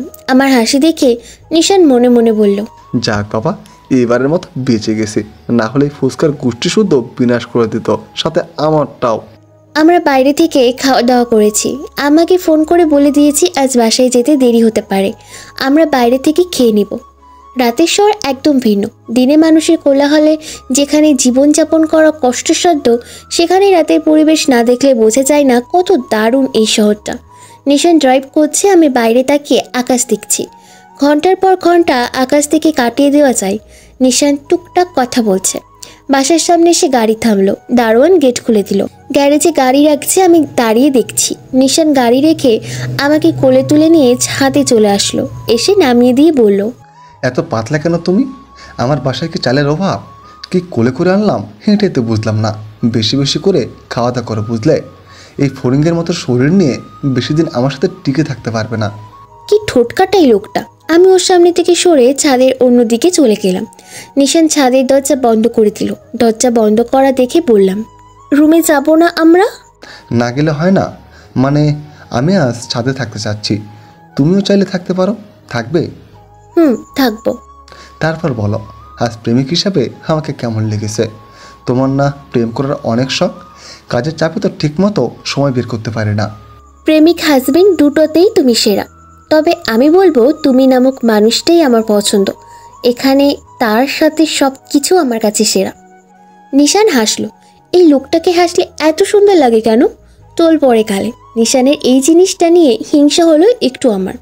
আমি মেয়ে হয়েও হাসলে টোল পড়ে না, কিন্তু নিশানের চাপদারির মাঝে টোল পড়া গালের হাসি কি দারুণ লাগে। নিশান আমাকে চিলেকোঠার ঘরে নিয়ে গেল। এটা চিলেকোঠা বললে ভুল হবে, সাজানো গোছানো এক টুকরো সুখ। ফ্লোরিং করা বিছানা, বিছানার ওপর একটা গিটার, একপাশে লম্বা একটা আয়না, ক্রিকেট ব্যাট, বল, ল্যাবরেটরি, বিভিন্ন প্লাগস একটি টেবিলে সাজানো। টেবিলের মাঝে কাচের বিকারের একটা মানি প্ল্যান্ট গাছ লাগানো।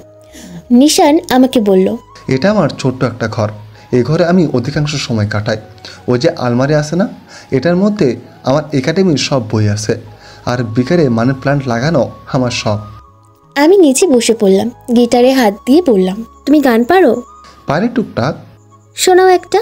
নিশান আমাকে ওর কোলের ওপর বসে আমার কাঁধে থুতনি রেখে গিটারের সুর তুলল আর গাইতে লাগলো, सांसों को जीने का इशारा मिल गया, दुआ में तुझ में तो किनारा मिल गया, सांसों को जीने का इशारा मिल गया, जिंदगी का पाता दोबारा मिल गया, तू मिला तो खुदा का सहारा मिल गया, तू मिला तो खुदा का सहारा मिल गया, गमज़दा गमज़दा दिल था गमज़दा, बिन तेरे दिल था गमज़दा। অনেক সুন্দর তো। আগে কখনো তো বলো নাই এত সুন্দর গান পারো। তুমি তো কখনো শুনতে চাও নাই। নিশান গিটার পাশে রেখে আমার চুলে মুখ গুজে দিল। বেলি ফুলের ঘ্রাণ আর আমার চুলের ঘ্রাণ দুইটা মিশে একাকার। আস্তে আস্তে মুখ আমার গলায় এনে একটা কামড় দিল। আমি ব্যথায় উফ বলে উঠলাম। আমার চুলের খোপা খুলে দিল, চুলগুলো পিছে ছড়িয়ে পড়ল। নিশান চুলের মধ্যে হাত দিয়ে আমাকে কাছে টেনে নিল, নিয়ে ঠোঁটজোড়া দখল করে নিল। আস্তে আস্তে দুজনে নিঃশ্বাসের ভার বৃদ্ধি পেল। হারিয়ে গেলাম অন্য জগতে। ঘুম ভেঙে নিজেকে নিশানের রুমে আবিষ্কার করলাম। আমি এখানে আসলাম কিভাবে? প্লেনে করে? ধ্যাত, সকাল সকাল তেড়ামি শুরু করে দিয়েছে। আমি উঠে গোসল করে খাওয়া দাওয়া করে নিশানের সাথে ক্যাম্পাসের উদ্দেশ্যে বের হলাম। ভয় পেয়ে ঘরে বসে থাকলে তো ক্ষতি আমারই, আর নিজে সঠিক থাকলে আমার কি? আমার কিছুই হবে না। এই আত্মবিশ্বাসটা আমার কাল হয়ে দাঁড়াবেই, এটা আমি জানতাম না। নিশান আমাকে নামিয়ে দিয়ে অফিসে চলে গেল। আমি সোজা ক্লাসে চলে গেলাম। গিয়ে প্রভাকে না দেখার ভান করে বসে পড়লাম। প্রভা উঠে আমার পাশে এসে বসলো। আমাকে বলল, রুহি, ভাইয়ার জন্য তুই তো আমার আর তোর ফ্রেন্ডশিপ নষ্ট করতে পারিস না। আমি এতবার তোকে ফোন দিলাম, তুই ধরলি না কেন? আমি চুপ করে থাকলাম, কারণ এর উত্তর আমার জানা নেই। কথা বলবি না আমার সাথে? আমি আবার নড়ে চড়ে বসলাম। প্রভা একমাত্র আমাকে সব জানাতে পারে। আইমান কেন আমাকে খোঁজে? এই কাকুটা কে? কি বিষয়? আমি প্রভাকে বললাম, আমি আমার বন্ধুত্ব নষ্ট করব কেন? এমনিতেই মনটা ভালো ছিল না, আর কথা বলতে ইচ্ছা হচ্ছে না। ওহ, আমি ভাবলাম তুই আমার সাথে আর কথাই বলবি না। ভাইয়ার হয়ে আমি তোর কাছে ক্ষমা চাইছি। আরে না, আমি কিছু মনে করি নাই। এসব বাদ দে, এগুলো শুনতে আর ইচ্ছা হচ্ছে না। আচ্ছা, তোর ভাইয়া আমাকে কেন খুঁজছিল? আর কাকুর কথা বলছিল, এই কাকুটাকে? প্রভা ভীতু চোখে আমার দিকে তাকালো, কথা আড়াল করার চেষ্টা করে বলল, ভাইয়া কি বলতে কি বলেছে তার ঠিক নেই। তুই এসব কথা কেন ধরছিস বলতো? বাদ দে এসব কথা। বাদ দিতে বললেও তো বাদ দেওয়া যায় না। আমার থেকে কি লুকাচ্ছিস বল আমাকে? কিছু লুকোচ্ছি না, অযথা তুই ভাবছিস। তোদের কারোর সাথে কি আমার কোনো সম্পর্ক আছে? সেটা আমি কিভাবে জানবো?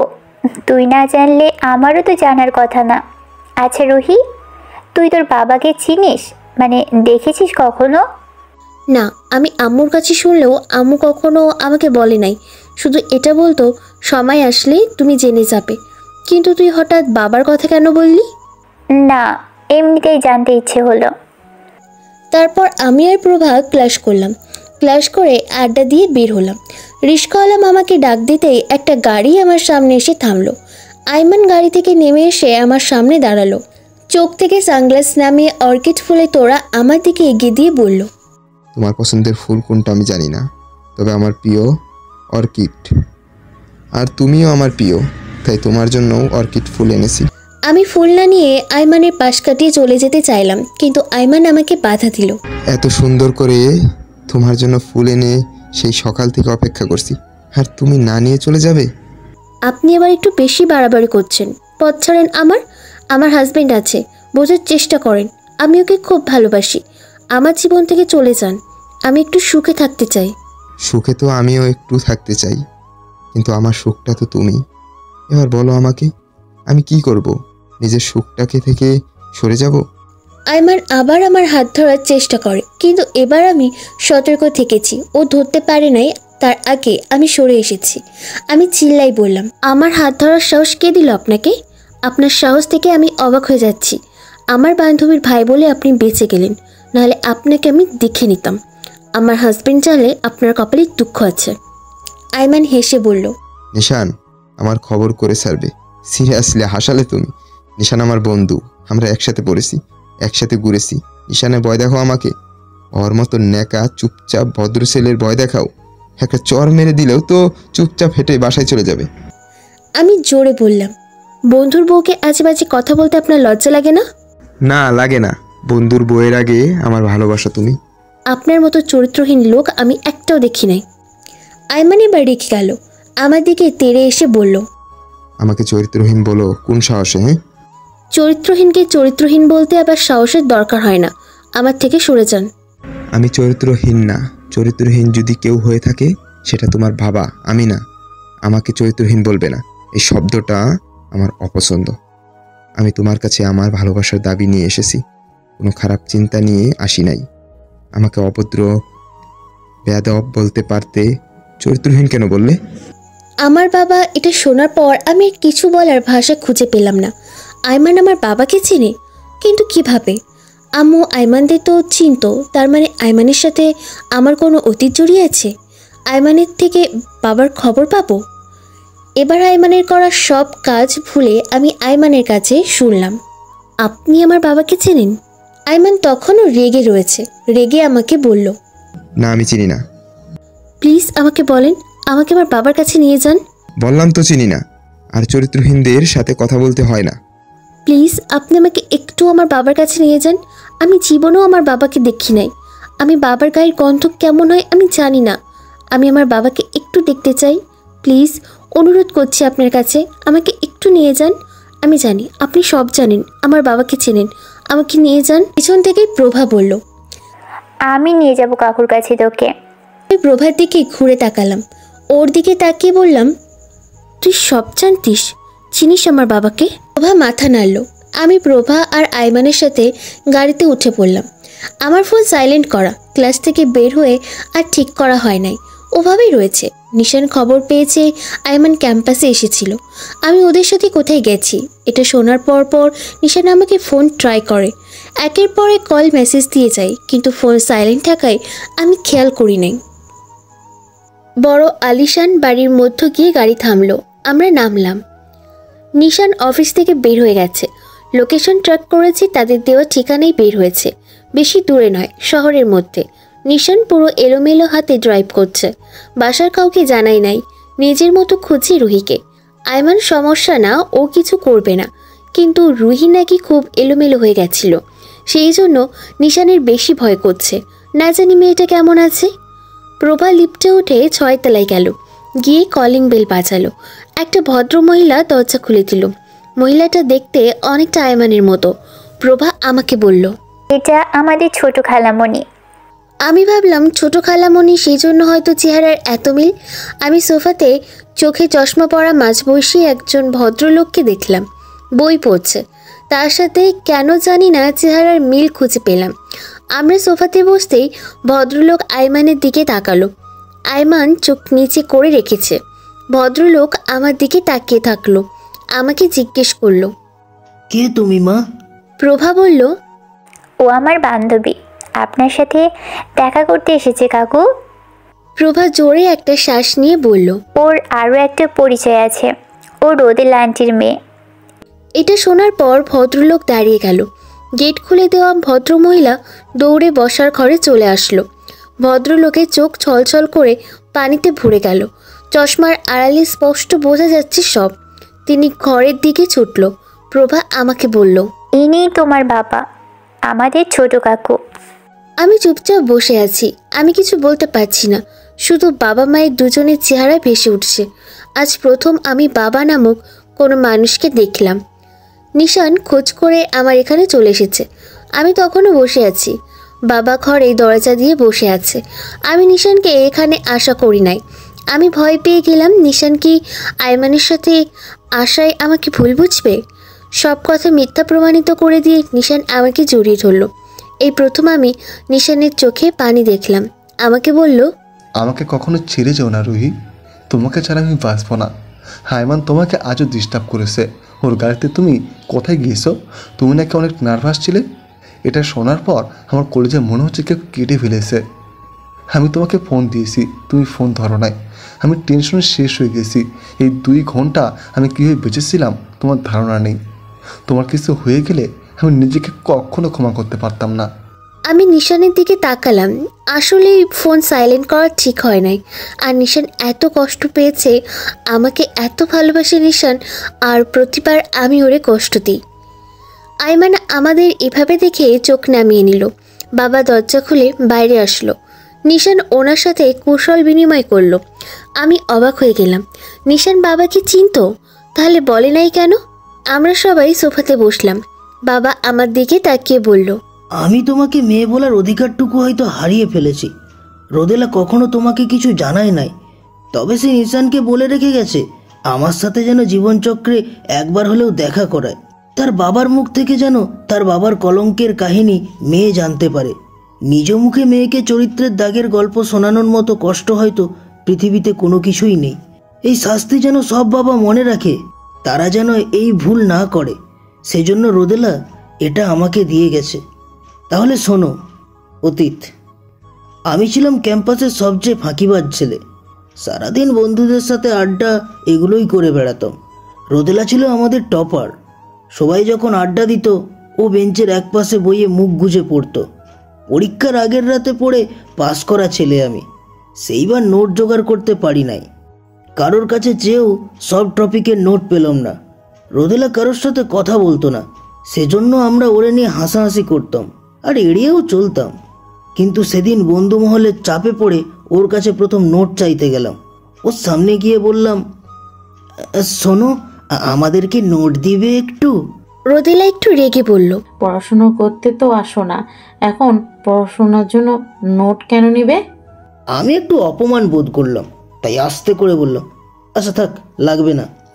আমি চলেই যাচ্ছিলাম, তখন রোদেলা পেছন থেকে ডাক দিয়ে বলল, এইখানে সব নোট আছে, এইবারের মতো নেও, পরবর্তী সেমিস্টারগুলোতে একটু পড়াশুনো করো। আমি নোটগুলো নিয়ে ধন্যবাদ দিয়ে কেটে পড়ি। পরবর্তী সেমিস্টার পরবর্তীতে থাক, আগে বাঁচি। মাঝে মধ্যে নোট নেওয়া যেন অভ্যাস হয়ে গেল। বড় ভাই বোনেদের থেকে বই এনে রোদেলাকে দিয়ে সাহায্য করতাম, বিনিময়ে দারুণ নোট করে দিত সে আমাদের। আড্ডাবাজি কমিয়ে দিয়ে পড়াশোনায় ফোকাস করি। এই মধ্যে রোদেলার সাথে অনেক ভালো বন্ধুত্ব হয়, বন্ধু থেকে প্রেমের রূপ নেয়। আমাদের জুটি পুরো ক্যাম্পাসের সবাই জানতো। আমাদের সাথে আমার ভাবির বোন তিশা পড়তো। তিশা মনে মনে আমাকে পছন্দ করত, কিন্তু আমি পাত্তা দিতাম না। পড়াশোনা শেষ করে আমি চাকরিতে যোগ দিলাম। পরিবারের সম্মতিতে বিয়ে হলো। মেজ ভাইয়ার বিয়ে না দিয়ে আমার বিয়ে হলে লোকে নানান কথা বলবে ভেবে ভাবির মেজ বোন তিশার সাথে আমার মেজ ভাইয়ার বিয়ে দিয়ে দিল। তিশা আমাকে পছন্দ করত, এটা আমি জানতাম, কিন্তু রোদেলা জানতো না। আর তিশা ভাইকে বিয়ে করতে চাইবে এটাও আমি ভাবিই নাই। 3 ভাই বাবা মা একসাথে থাকা শুরু করলাম। হঠাৎ তিশা সন্তান সম্ভব হলো। তখন বড় ভাইয়ের কোনো বাচ্চা ছিল না, আর রোদেলা চাকরির জন্য পড়ছিল, তাই এসব থেকে আমরা দূরেই ছিলাম। নতুন কারোর আগমনে বাসার সবার মনে খুশির জোয়ার বয়ে গেল। মেজ ভাইয়া পারে না তো তিশাকে মাথায় তুলে রাখে। সবাই তিশাকে ভালোবাসত। এসবের মধ্যে আমার আর তিশার যে দূরত্ব ছিল সেটা কমে আসতে লাগলো। আমরা সবাই সাধারণ জীবনযাপন করছিলাম। তিশার কোল আলো করে আইমানের জন্ম হলো। আইমান চোখ নিচু করে রয়েছে, এখনই বুঝি টুপ করে পানি গড়িয়ে পড়বে। নিশান আমার দিকে তাকিয়ে আছে। আমি মনে মনে ভাবলাম, তার মানে আইমান প্রভার আপন ভাই না? নিশান আমার হাত চেপে ধরল। আমি নিশানের সাথে মিশে গেলাম, গিয়ে আবার শুনতে লাগলাম। অতীত, আইমান হওয়ার পর তিশা কেমন বদলিয়ে গেল। বাসার সবার সাথে টুকটাক ঝগড়া ঝামেলা করত, ছোট বিষয়কে বড় করে দেখত, রোদেলাকে কথা শোনাতো। রোদেলা তখন প্রায় 3 মাসের অন্তঃসত্ত্বা। বড় ভাবি তার কাছাকাছি।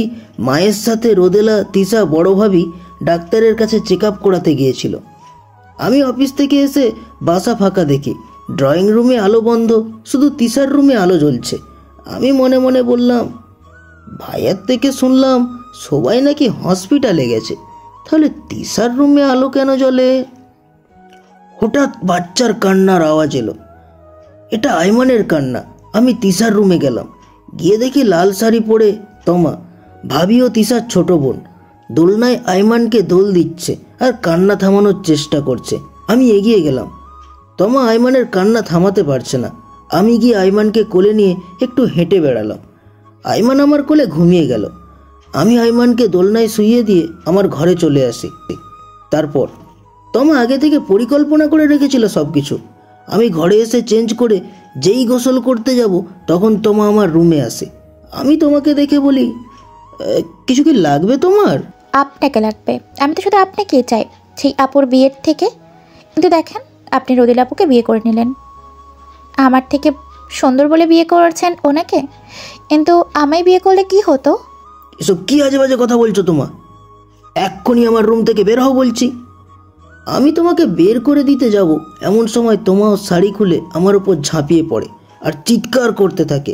আমার পুরুষ শক্তির কাছে ও কিছুই না, কিন্তু হঠাৎ এমন হওয়াতে আমি তালগোল পাকিয়ে ফেলেছি।